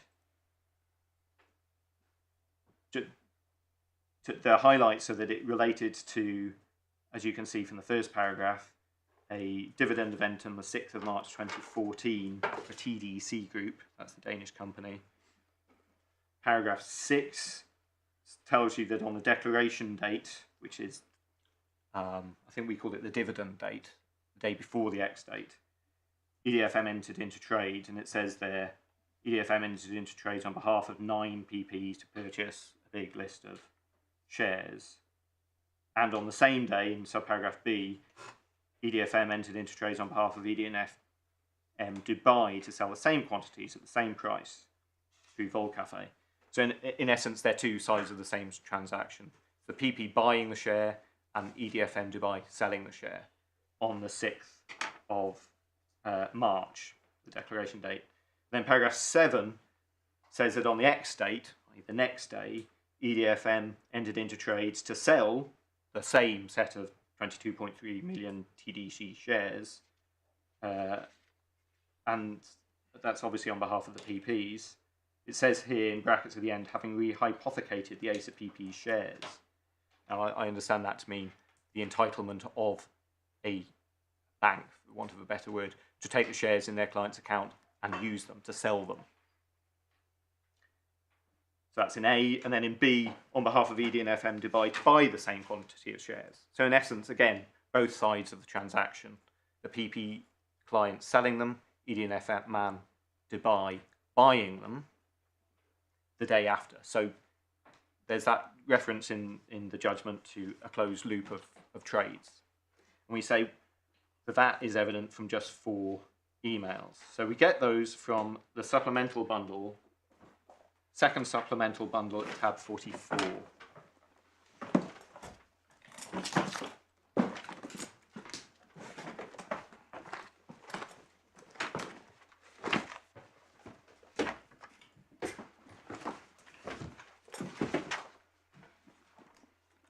So, in a sense, we've gone full circle here, because you may recall that tab 44 was the first document that Mr. Mallock took you to, which is the tax voucher. And you can see here, consistent with the pleading, that you have the X date of the 7th of March, etc. The quantity here is the 3.3 million shares purchased by DW Construction Inc., as we saw earlier. So going over the page, this is the first of the emails I mentioned. This is an email on the 6th of March, page 562. An email on the 6th of March from Stacey Kaminer, who represented as investment manager a number of pension funds. And she says the following accounts are interested in purchasing 22.3 million shares of TDC, ... T+4, and hedging the purchase by selling B Clear futures. We've managed to avoid talking about the hedging arrangements, but each of these share transactions also had hedging arrangements involved. So they were exposing themselves to no risk. Yeah, no or little risk. That's certainly the intention. Yes. As Mr. Mallock said at the start, dividend arbitrage trading is aimed at getting hold of a dividend because there is a tax advantage someone can take advantage of. Now, whether one does that legitimately or illegitimately is the point of these cases. Yes. So, just at the top of the page, it says "confirm attached," and over the page you would see there through Vol Cafe. You can see the purchase of 3.3 million shares. At the top of the page, it says ED&F, MCM, OBO, DW Construction. That means on behalf of. So that's the first limb of the first transaction, purchased by the PP client. The second limb can be seen at the next page, 564. Also dated the 6th of March. This is from Richard Goodwin at Vol Cafe to Chris Henstock. You can see he's got a United Arab Emirates email address. He represents ED&F Dubai. And down the page, you've got the confirmation showing that about the third element down from the Vol Cafe cash equity confirmation. It says ED&F MCM OBO ED&F man professional trading Dubai trader sells. You can see Chris Henstock's name there again. Further down the page, you see the splits, all the same numbers that Stacey Kaminer had requested. So that's two emails to show the first transaction, the purchase of the shares. These emails are all copied to Victoria Foster, which is relevant in that she is said to be one of the individuals at ED&F Man who acted deliberately, knowingly, in all of these things. Then, moving on again to page 565, there's another email. The emails we've seen to date were all disclosed on the 2nd of November 2020, those first two emails. They're in something called a trade pack. I'm sorry, that was what date? 2nd of November 2020. Yeah. This document at page 565 was disclosed on the 16th of September 2020. So it's in fact disclosed slightly earlier than the documents we've already been looking at. The bottom of the page is the email dated the 6th of March from Stacey Kaminer that we've already looked at. This is then forwarded by Victoria Foster on the morning of 7th of March to the team, asking them to go to market and find out levels to rehypothecate the trades, T+3 ideally. Sorry, what does that mean? So they rehypothecate is to effectively sell these shares from the client's accounts. We saw that in the pleading, Schedule 5A, it said by reference to rehypothecation. Yeah. Victoria Foster says the price she wants to obtain, that's the price of €50.65. I didn't focus on that in the pleading, but that is what the pleading said. And then at the top of the page is Oliver Bottomley back to Victoria Foster sending the confirmation. So this is confirming, as we can see over the page, the confirmation. You see a whole line of the same splits. 3.3 million for this particular tax voucher is 2 lines up from the bottom. You can see at the top left-hand corner it says seller. So that's ED&F Man selling the same shares that they bought the day before. And then finally, page 567, is an email from Victoria Foster to Chris Henstock. You can see again, that's from Victoria Foster, LDN, London, I think, to Chris Henstock, Dubai. All it says is, Chris, here you go. This was also disclosed on the 16th of September 2020. So all this is forwarding the confirmation. Finally, final page in this tab is a confirmation showing as buyer, ED&F Man Limited re JPN, it says. And we say that has to have been on behalf of Dubai because it's Chris Henstock with a Dubai email address. And even if it wasn't clear from these emails, we've seen from the correspondence up to December 2020, sorry, from December 2020. Why were they disclosed at different times? Well, there are 9 tranches of disclosure. As I say, there were trade packs, which were all of the documents relevant to the purchase of the shares. So the trade pack had the request to buy some shares from Stacey Kaminer. It had the confirmations that we've seen purchasing the shares. I see. So the trade packs were designed so that they wouldn't show both halves of the transaction.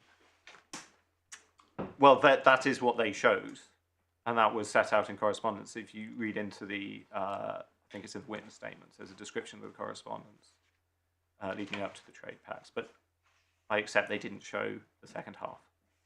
So in order to get the picture, you had to put the two together. Yes. But these, you know, these were disclosed from, I think the earlier ones were in September 2020, effectively the second half of the transactions that came first. And I'm sure we've seen the numbers of documents somewhere, but I can't remember what they were. I think it's 182,000. Sure, I'll be corrected if that's wrong. Yes. So we say, yes, they're 4 emails. Of course, they are there in the bulk of the 182,000. But in the context of correspondence in which SCAT are writing to ED&F Man saying, tell us about these Annex E trades, and ED&F Man are saying, well, this is with our Dubai entity on the other side.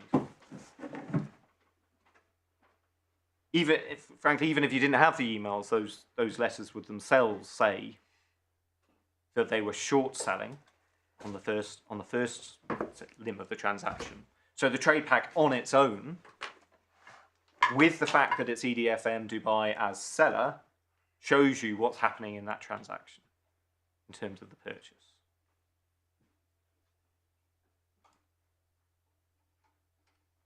As we've already said, to a large extent, that is the answer to whether there was valid trades leading to withholding tax. If they were asking about that in correspondence, we say it's not a great leap to say that they were no doubt looking into it in the disclosure. And we can't say precisely what they looked at, because obviously that's privileged. Now, the learned judge at first instance said it was open to them to, they couldn't be expected to plead it until they'd received all of the disclosure. But in our submission, that's not a full answer if what you have got is enough. To say, well, we're not going to plead or indicate to the court that we need to consider all of the disclosure before we get into this revenue trial because it matters, then that's something that they could have done. But the broader point, stepping back from the nitty-gritty of these emails, is that there is very little discussion in Mr. Justice Bright's judgment about why all of our submissions on these points were rejected. We have seen that there was some discussion of the Danish Tax Tribunal, which we say misconstrued it entirely. There was perhaps an inferential reference to the correspondence in that he said we knew Mr. Justice Bright said that SCAT knew some of this around the Annex E, but there was no reference in the judgment to the fact that they had intimated fraud against us, which we say is obviously a highly pertinent factor if you're deciding whether someone could or should have pleaded fraud. The fact that they've actually put it out there in correspondence is something that needs to be explained, and there is no explanation in the judgment, nor did we say is there any proper explanation from SCAT as to why they didn't follow through on the correspondence. And then we get all these other points that I've been through, the bottomly presentation, the FCA transcript, which again are all part of a picture which is, in my submission, quite different from the picture one gets from the judgment, which is they couldn't be expected to know any of this until Mr. Wade had reported on 31st of December 2020. The judgment makes it look like essentially they were in the dark, whereas the reality is they've been investigating this for at least 3 years, and as a state entity with all of the resources behind it, in our submission that's highly pertinent and really shows that firstly, that the learned judge didn't take all the material factors into account because he doesn't mention them, and secondly, that really they could and should have pleaded fraud. Just on that final, on one of those final points before I hand back to Mr. Malik,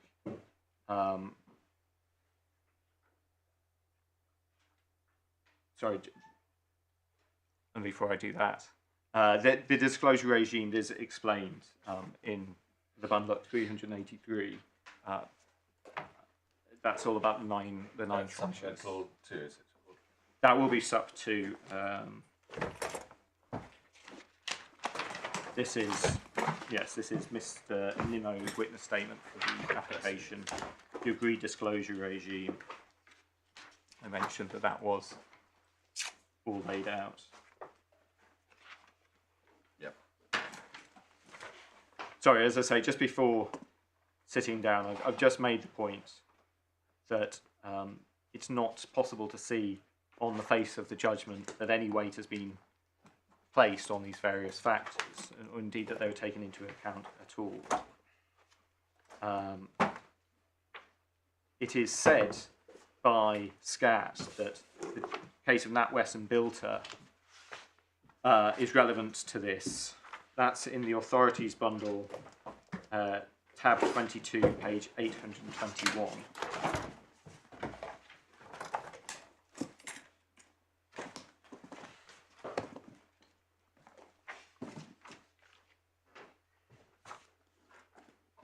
Paragraph 96 here. Reference. Wait a moment. Paragraph 96 refers to, in the context of the NatWest case, delay being a significant factor in the appeal, and the statement that a judge is not required to address every point, and when a judge has evidence on which to base their findings of fact, the mere fact there is evidence pointing the other way, which a judgment does not address, is not a justification for allowing an appeal. A judgment given in a timely factor can be assumed to have been prepared with a full recollection of the relevant evidence. If it were possible to assume that the judge had the hit list and the relevant emails in mind when drawing the relevant conclusions, then an appellate court could take the view he did not mention the evidence because he simply did not think it outweighed the other evidence before him, which was supportive of his conclusions. Now, we can't obviously say in this case that there was any issue with delay. The application was heard on the 23rd to the 25th of January 2024, i.e. Tuesday to Thursday, and judgment was handed down on the 2nd of February, the following Friday. So we, in fact, received the draft judgment on the Monday. So this isn't a question of forgetfulness, and we wouldn't allege that. But what we do say is that Mr. Justice Bright gives no indication in the judgment that he weighed the various factors in the balance. Going back to NatWest and Bilter, it says, if it were possible to assume that the judge had the hit list and the relevant emails in mind when drawing the relevant conclusions, then it might be said because it outweighs the other things. But from the face of the judgment, we say it's not possible just to assume that all of these were weighed in the balance and outweighed, particularly in the context of a could have and should have argument, where there is correspondence saying that they think this is fraud. And that isn't outweighed by questions about 182,000 documents, or at least they're not rationally connected with each other. Now, my recollection is that, in theory, questions of abuse are binary. There is only one right answer. But the right answer is presumably evaluative. Therefore, an appellate court presumably won't interfere except in the sprint room type situation. So how does that play out? Well, yes, your lordship is quite correct. There's a number of authorities, and I think we've cited them in our skeleton argument, and obviously so is SCAT, that it is an evaluative exercise, but there is only one correct answer. It says that the court the Court of Appeal will intervene if material factors haven't been taken into account. So that's where we pitch our argument, that these matters either haven't been taken into account, or in the case of the Danish Tax Tribunal, were frankly misunderstood or mischaracterized. And thereafter, there may be a question about what this court does in terms of remedy, as it were, if you agree that they weren't taken into account. Obviously, our primary position is, as set out at first instance and now, that panoply of evidence is that they had investigated, they had alleged fraud in correspondence, and therefore we say they could and should have reached a conclusion that if they were ever going to allege fraud, they should do it then. But I suppose logically, if your complaint is something hasn't been taken into account, rather than the only reasonable conclusion was in your favour, then once you've decided on this hypothesis that something hasn't been taken into account, that doesn't automatically mean there's a decision in your favour. Somebody, whether us or a judge, has to decide what the answer should be, doing the exercise again, I suppose. Yes. Yep. When do you say that they should have pleaded fraud? Well, we say by no later than the correspondence in which they said, firstly, we'll give you one more chance, and then said they were unsatisfied with the one last chance they'd given us. So off the top of my head, I think that was January, but I'd have to double check the dates on the letter. Can I just ask you this? There's a long witness statement of Mr. Nimmo, which I've only flicked through, and then there's a long responsive statement from Miss Craven, which then leads up to the passage at 103, which the judge cites and accepts that it wasn't until Mr. Wade's report that they could understand the significance of the material. Am I right to infer that the points you've been making and the documents you've been referring to were set out in Mr. Nimmo's statement and in the 100 or so paragraphs before the one I've lighted on, Miss Craven dealt with why she said that wasn't sufficient to enable them to. It's certainly laid out in Mr. Nimmo's witness statement. I'm not sure whether we would accept that all of them were fully addressed in response, but obviously the long witness statement does respond to Mr. Nimmo's witness statement.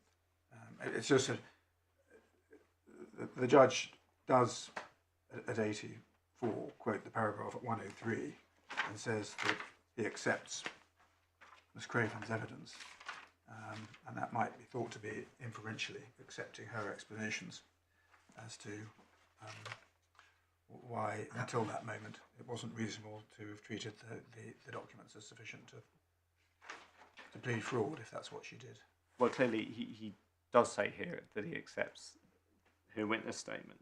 But I think one has to be careful to read the paragraph that he's accepting carefully, because it is limited to the significance of the document disclosed by ED&F in the US proceedings or the original proceedings, insofar as they related to what are now referred to as the B trades, or ED&F's orchestration of the round tripping of a small parcel of shares.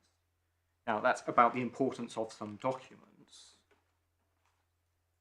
which doesn't answer the broader point about if you're buying shares from a naked short seller. Yes, I take your point.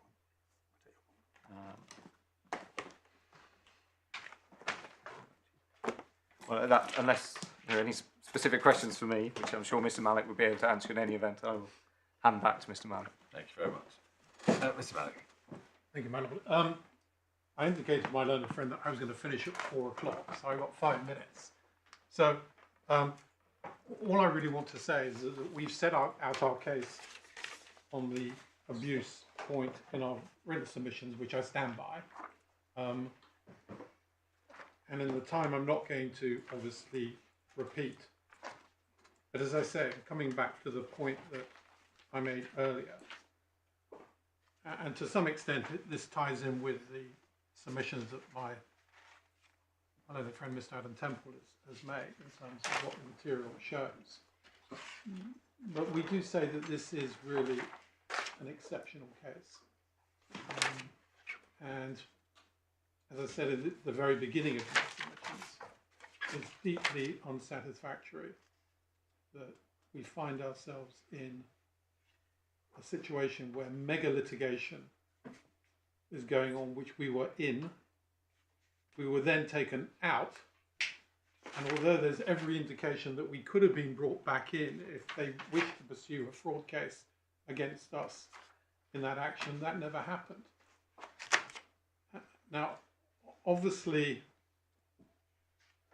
one is aware of the importance of the overriding objective and the situation where you've got one commercial court judge, a designated judge, who's effectively taken 4 years out. 4 legal terms, no doubt it's going to have to take time to write a judgment. And then the idea of having another case on top of this. And in my respectful submission, this is truly exceptional. The cases indicate that there can be harassment where a party faces a claim, in effect repeated. That's the nature of the harassment, the vexation. And we say that that has happened in this case. As I said, and I'm not going to repeat myself, but the point is that there were many opportunities for us to be in the main action. The deliberate action was taken. Every opportunity was given to allow SCAT to explain the inconsistency. They seem to have taken the position that it was pragmatic not to have us out. And in my respectful submission, they're not entitled to change their minds and come back. Now, your lordship's right in the sense that the Aldi store, the guidelines in terms of interference by the commercial court is limited. And you know, this court will not interfere with an evaluation made of the first instance judge. But if we're right, namely that the fraud material was there, and we're right in saying that that material could, we say therefore should have been taken, everything points to us having been in this case from the beginning, and therefore to give SCAT a second bite of the cherry in a case like this, we say is not correct, and the court should not allow it. I mean, can it be said, well, look, if you'd been involved in the main trial, you'd have had to sit through 4 terms worth of hearing. It would have cost an absolute fortune. If you end up with a trial limited to you, that's actually a very short trial, probably. Much cheaper, much less trouble. I mean, if that reasoning is correct, then let's I was going to say tear up the overriding objective. I mean, the idea that it's actually beneficial to say that there should be a second trial, and so that you don't have to participate. It all turns on the fact that the reality is that cases have to be managed to bring forward the disputes. That's essentially what Aldi Stores is about, and the importance of coming clean, or explaining to the designated judge what is happening here. And as I've said, there were opportunities to tell whether it's the Court of Appeal or whether it's to tell Mr. Justice Andrew Baker what was being contemplated as possibilities. That never took place. I mean, the reality is that if a decision is made, we are not bound by that decision. It doesn't have any res judicata effect because we're not parties. That's the principle we dealt with earlier. You have to be parties, and therefore, yes, it might be said, well, you're free riders. You don't have to take the burden of having to participate. You can come in, and you can therefore look at that, and it will be a shorter trial. But it doesn't really deal with the point that if you are brought in, and you do spend vast sums of money in an action, and you come out, and that expectation, therefore, that's the end of it, particularly in circumstances where the Court of Appeal was directly pointing to the inconsistency and where there had been threats and indications to plead fraud and that was not done. There is, we say, an important public interest in the end of litigation, focusing on the interest of the individual or the private party. So you've effectively got two public interests, as I indicated earlier, that are in play here. There's a public interest in terms of the limited court resources, the need to decide everything and case manage in a single action where the court has provided that process. But then you've also got, in this case, the expectation that as a defendant who's been in the action, and that's an important distinction with some of the cases, and then comes out, and then you're brought in with a new claim, which has been intimated or floated, but not brought. We just say that it's not an answer to say, well, it's actually not a bad thing, is it? Can I ask you one question about the non-annexee claims? Because I understand entirely what you say about the annexee claims. You admitted that there were effectively naked short sellers a long time ago and so on and so forth. And you say that was enough to enable them to plead fraud. But with the non-annexee claims, you don't accept that there's any evidence of fraud at all, do you? That's correct. So how can you say they should have pleaded it earlier? Well, Is that not inconsistent with saying, actually, there's nothing there at all? well, as I understand the case that's being made, they say that although the reasoning that gives rise to the Annex E type claims, they say that although there are obviously differences, they say they're to be treated in the same way. We say that that's not right. So they're the ones who are basically saying Annex E and non-Annex E should be treated in the same way. We recognise that there are differences, and as we say, and I said in my submissions earlier today, we don't accept that there is evidence of dishonesty in relation to those matters. And if they can plead them now in terms of their fraud case, although we dispute that, we say that it's still open to them to plead the fraud at a much earlier date and in the context of the main action rather than this additional action which will take place, the trial which will take place well after the proceedings that are going on at the moment. Thank you. And you maintain, do you, your point on the burden of proof, although you haven't Yes. addressed that already? Yes. I don't detect any more questions, so Thank you very much. Mr. Malik. Thank you. Mr. Gray. Thank you, my lord. My lord, I'm going to address you on SCAT's behalf on the topics of issue estoppel and what I might call non-Aldi abuse of process. My learned junior, Mr. Krishna Prasad, is going to address you on whether SCAT's breach of the Aldi guidelines amounts to an abuse of process requiring its current claim to be struck out. Yep.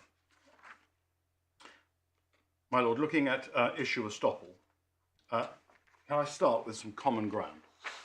It's common ground that for issue estoppel to apply, the issue that Mr. Justice Andrew Baker decided must be identical to an issue that putatively arises in these proceedings. Not going to take you to it, but my learned friend Skeleton, paragraph 39, C/3/27, and the ground of appeal 1.1, which is C/1/15. So it's common ground that the issue must be identical. SCAT's case is that this essential requirement of issue estoppel is not satisfied in this case. In short summary, as the judge rightly held, the issue that Mr. Justice Andrew Baker decided was the preliminary issue that he had defined and ordered to be tried. And we can pick that up at paragraph 45 of the judgment below. That's C/6/78.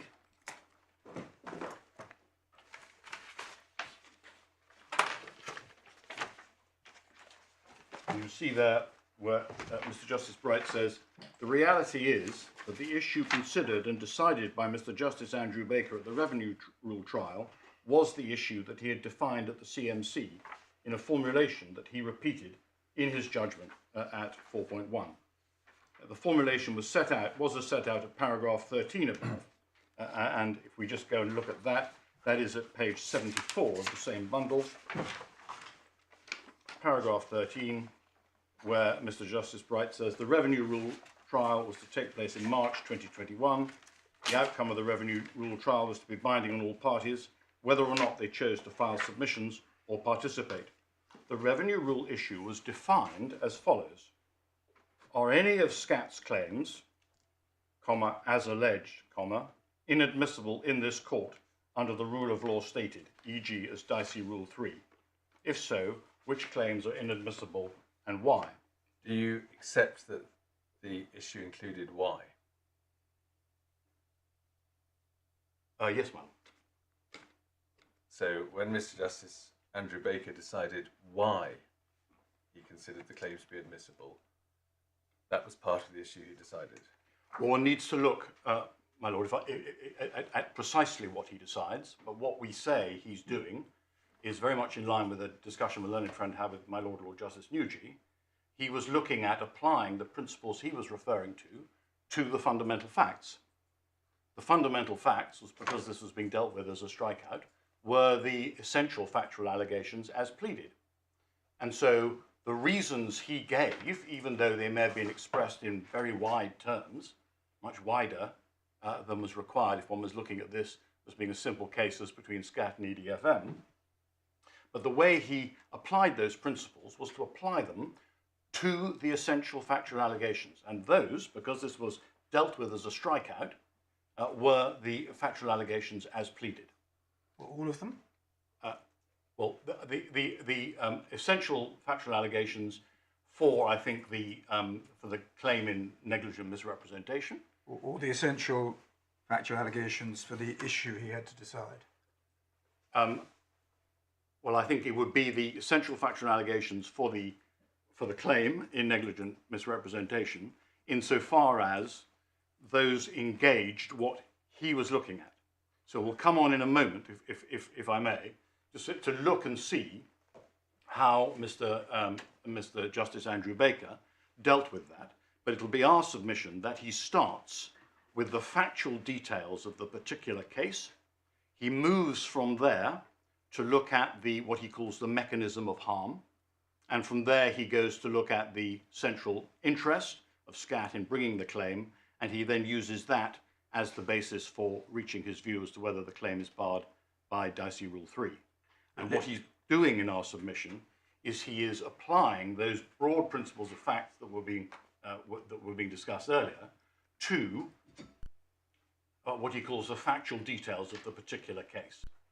And we say the factual details of the particular case are different as between the claim that was advanced in negligent misrepresentation and the claim that is now sought to be advanced.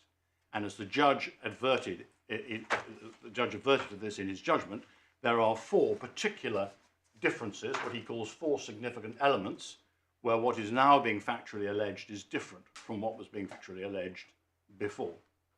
So my answer to my Lord's question is, obviously it doesn't, if there is a plea in there that the tax vouchers were on blue paper, I agree that is not going to be an essential factual allegation. But I think the judge was looking, and is to be taken as looking at, what will be the essential allegations for a claim in negligent misrep. So claims that will say what the representations were, whether they were false, whether there was a duty of care owed, and so on and so forth. Those are what I would characterize as the essential factual allegations, and he was looking at those in order then to see whether the broad principles that he was referring to meant that the claim was a claim that fell foul of the revenue rule. Leave for the moment on one side what the judge actually did, and come back to where we started this, which Yes. was what he was asked to do was to decide the preliminary issue as defined. As defined. And I thought you'd submitted that what that required him to do was to apply the relevant principles to the fundamental facts and to the essential facts as pleaded. Yes. So if before he starts applying the principles, he says, well, what do I identify apply as the fundamental facts or the essential facts as pleaded, as opposed to all the facts as pleaded, is his task to decide which facts are fundamental or essential to the application of the principles? And if not, what other criteria does he apply? Well, my lord, our submission would be that it's for him to apply those principles to the building blocks of the case in negligent misrep. We'll put the case on unjust enrichment on one side for the moment, concentrating on a claim for damages for negligent misrep. Because he is looking at the SKAT's claims against ED&F as pleaded, one needs to look at the essential allegations that go to make up that claim, and that involves looking, as I say, at the representations, looking at whether ED&F owned a duty of care in respect of those representations, whether they were false, and if they were false, were they relied on, and so on and so forth. But if, I'm sorry to interrupt you. No. If the fact that the claim is in negligent misrepresentation is no more material or essential or fundamental to the application of the principles than whether the vouchers are on blue paper, why does he have to take that into account? Why is that part of the essential or fundamental facts as pleaded, which have to be taken into account in applying the principle? Because he's answering the question whether SKAT's claims as pleaded fall foul of the rule. And that involves him looking at the pleaded factual allegations and answering the question by reference to them. Yes. So, or I think you said by reference to such of them as are essential and fundamental facts. And I hope I was saying, to the claim in negligent misrepresentation.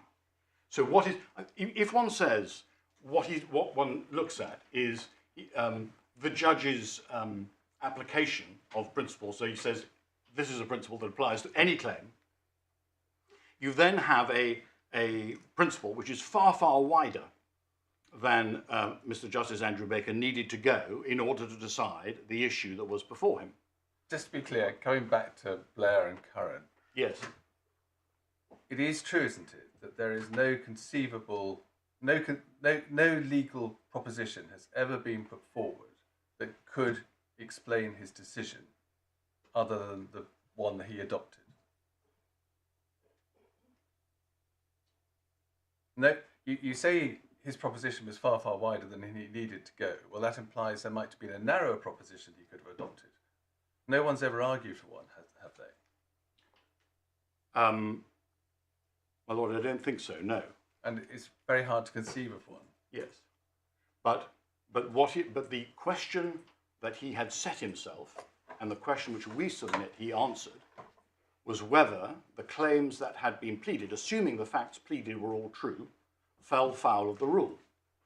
And it doesn't matter in our respectful submission that he might have decided those questions in a way with which, well, we certainly know the Court of Appeal and the Supreme Court did not agree, but that doesn't matter. What he's deciding is that question. But can I just explore that one moment? Suppose I slightly wonder whether there's a danger of being misled by the fact that this was a trial of a preliminary issue. And because it's described as an issue, one thinks, well, that's the issue. I mean, suppose one had gone through to a full trial, there would have been a multiplicity of issues. In one sense, this could have been identified as an issue, or you could have identified a series of sub-issues. And it's quite possible, isn't it, for the trial of an issue to involve itself more than one issue. There are sub-issues behind the issue. And that must be right, mustn't it? Yes, I think that must be right. Yeah. I mean, the way we would say one needs to approach it, my lords, is, I think this comes out of an exchange which my learned friend Mr. Malik had with one of your lordships.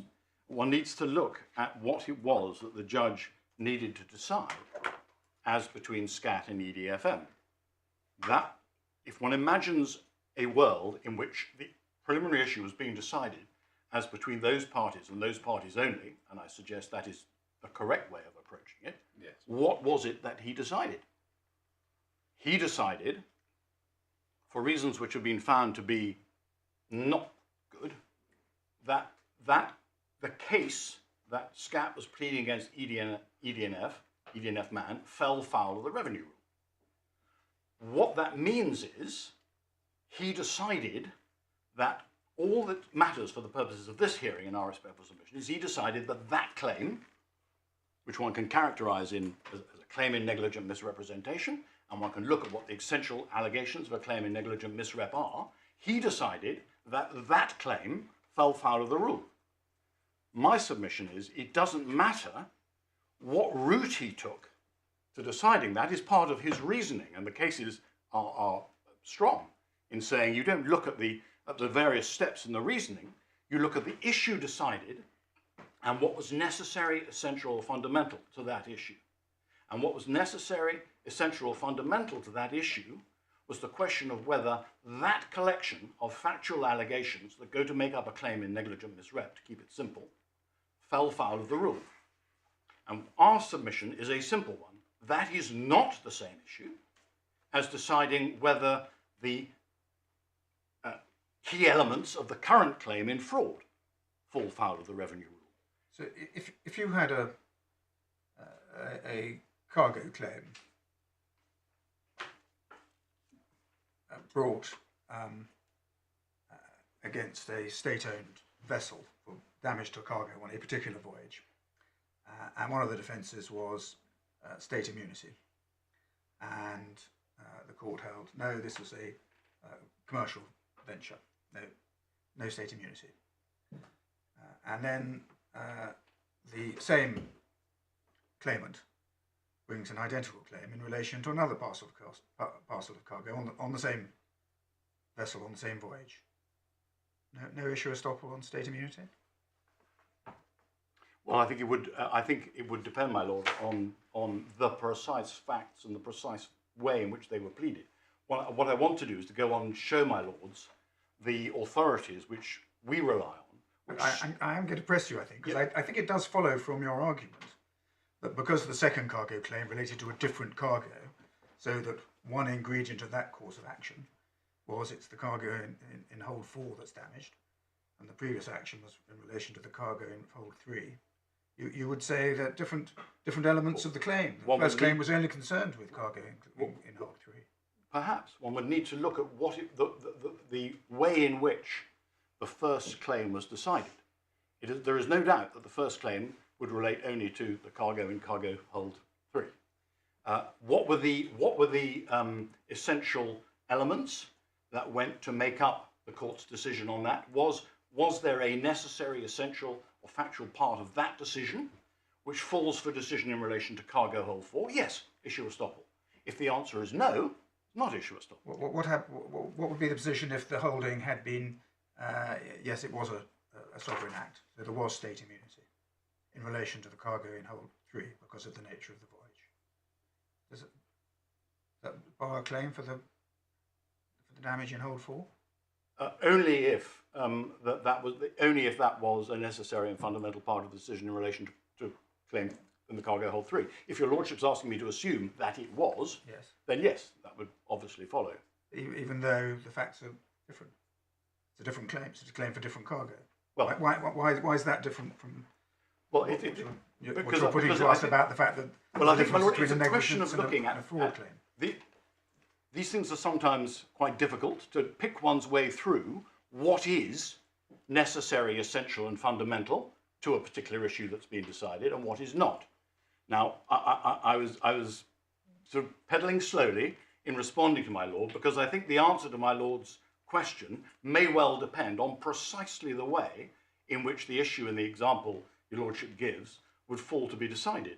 But if, as a given, it's a necessary, essential, and fundamental part of the route the court takes to reach the decision on cargo rule 3, on cargo hold 3, that point about state immunity is decided against, and if one can see that that is exactly the same issue as arises in relation to cargo hold 4, then yes. But I don't want to sort of say yes, obviously that's right, because I'm trying to stress the importance of the discrimination that's involved here between precisely what the issue is and the importance of identifying the issue precisely, and the importance then, having identified the issue precisely, of what it is that is necessary, essential, and fundamental to the decision on that issue, because that is the way through in our respectful submission.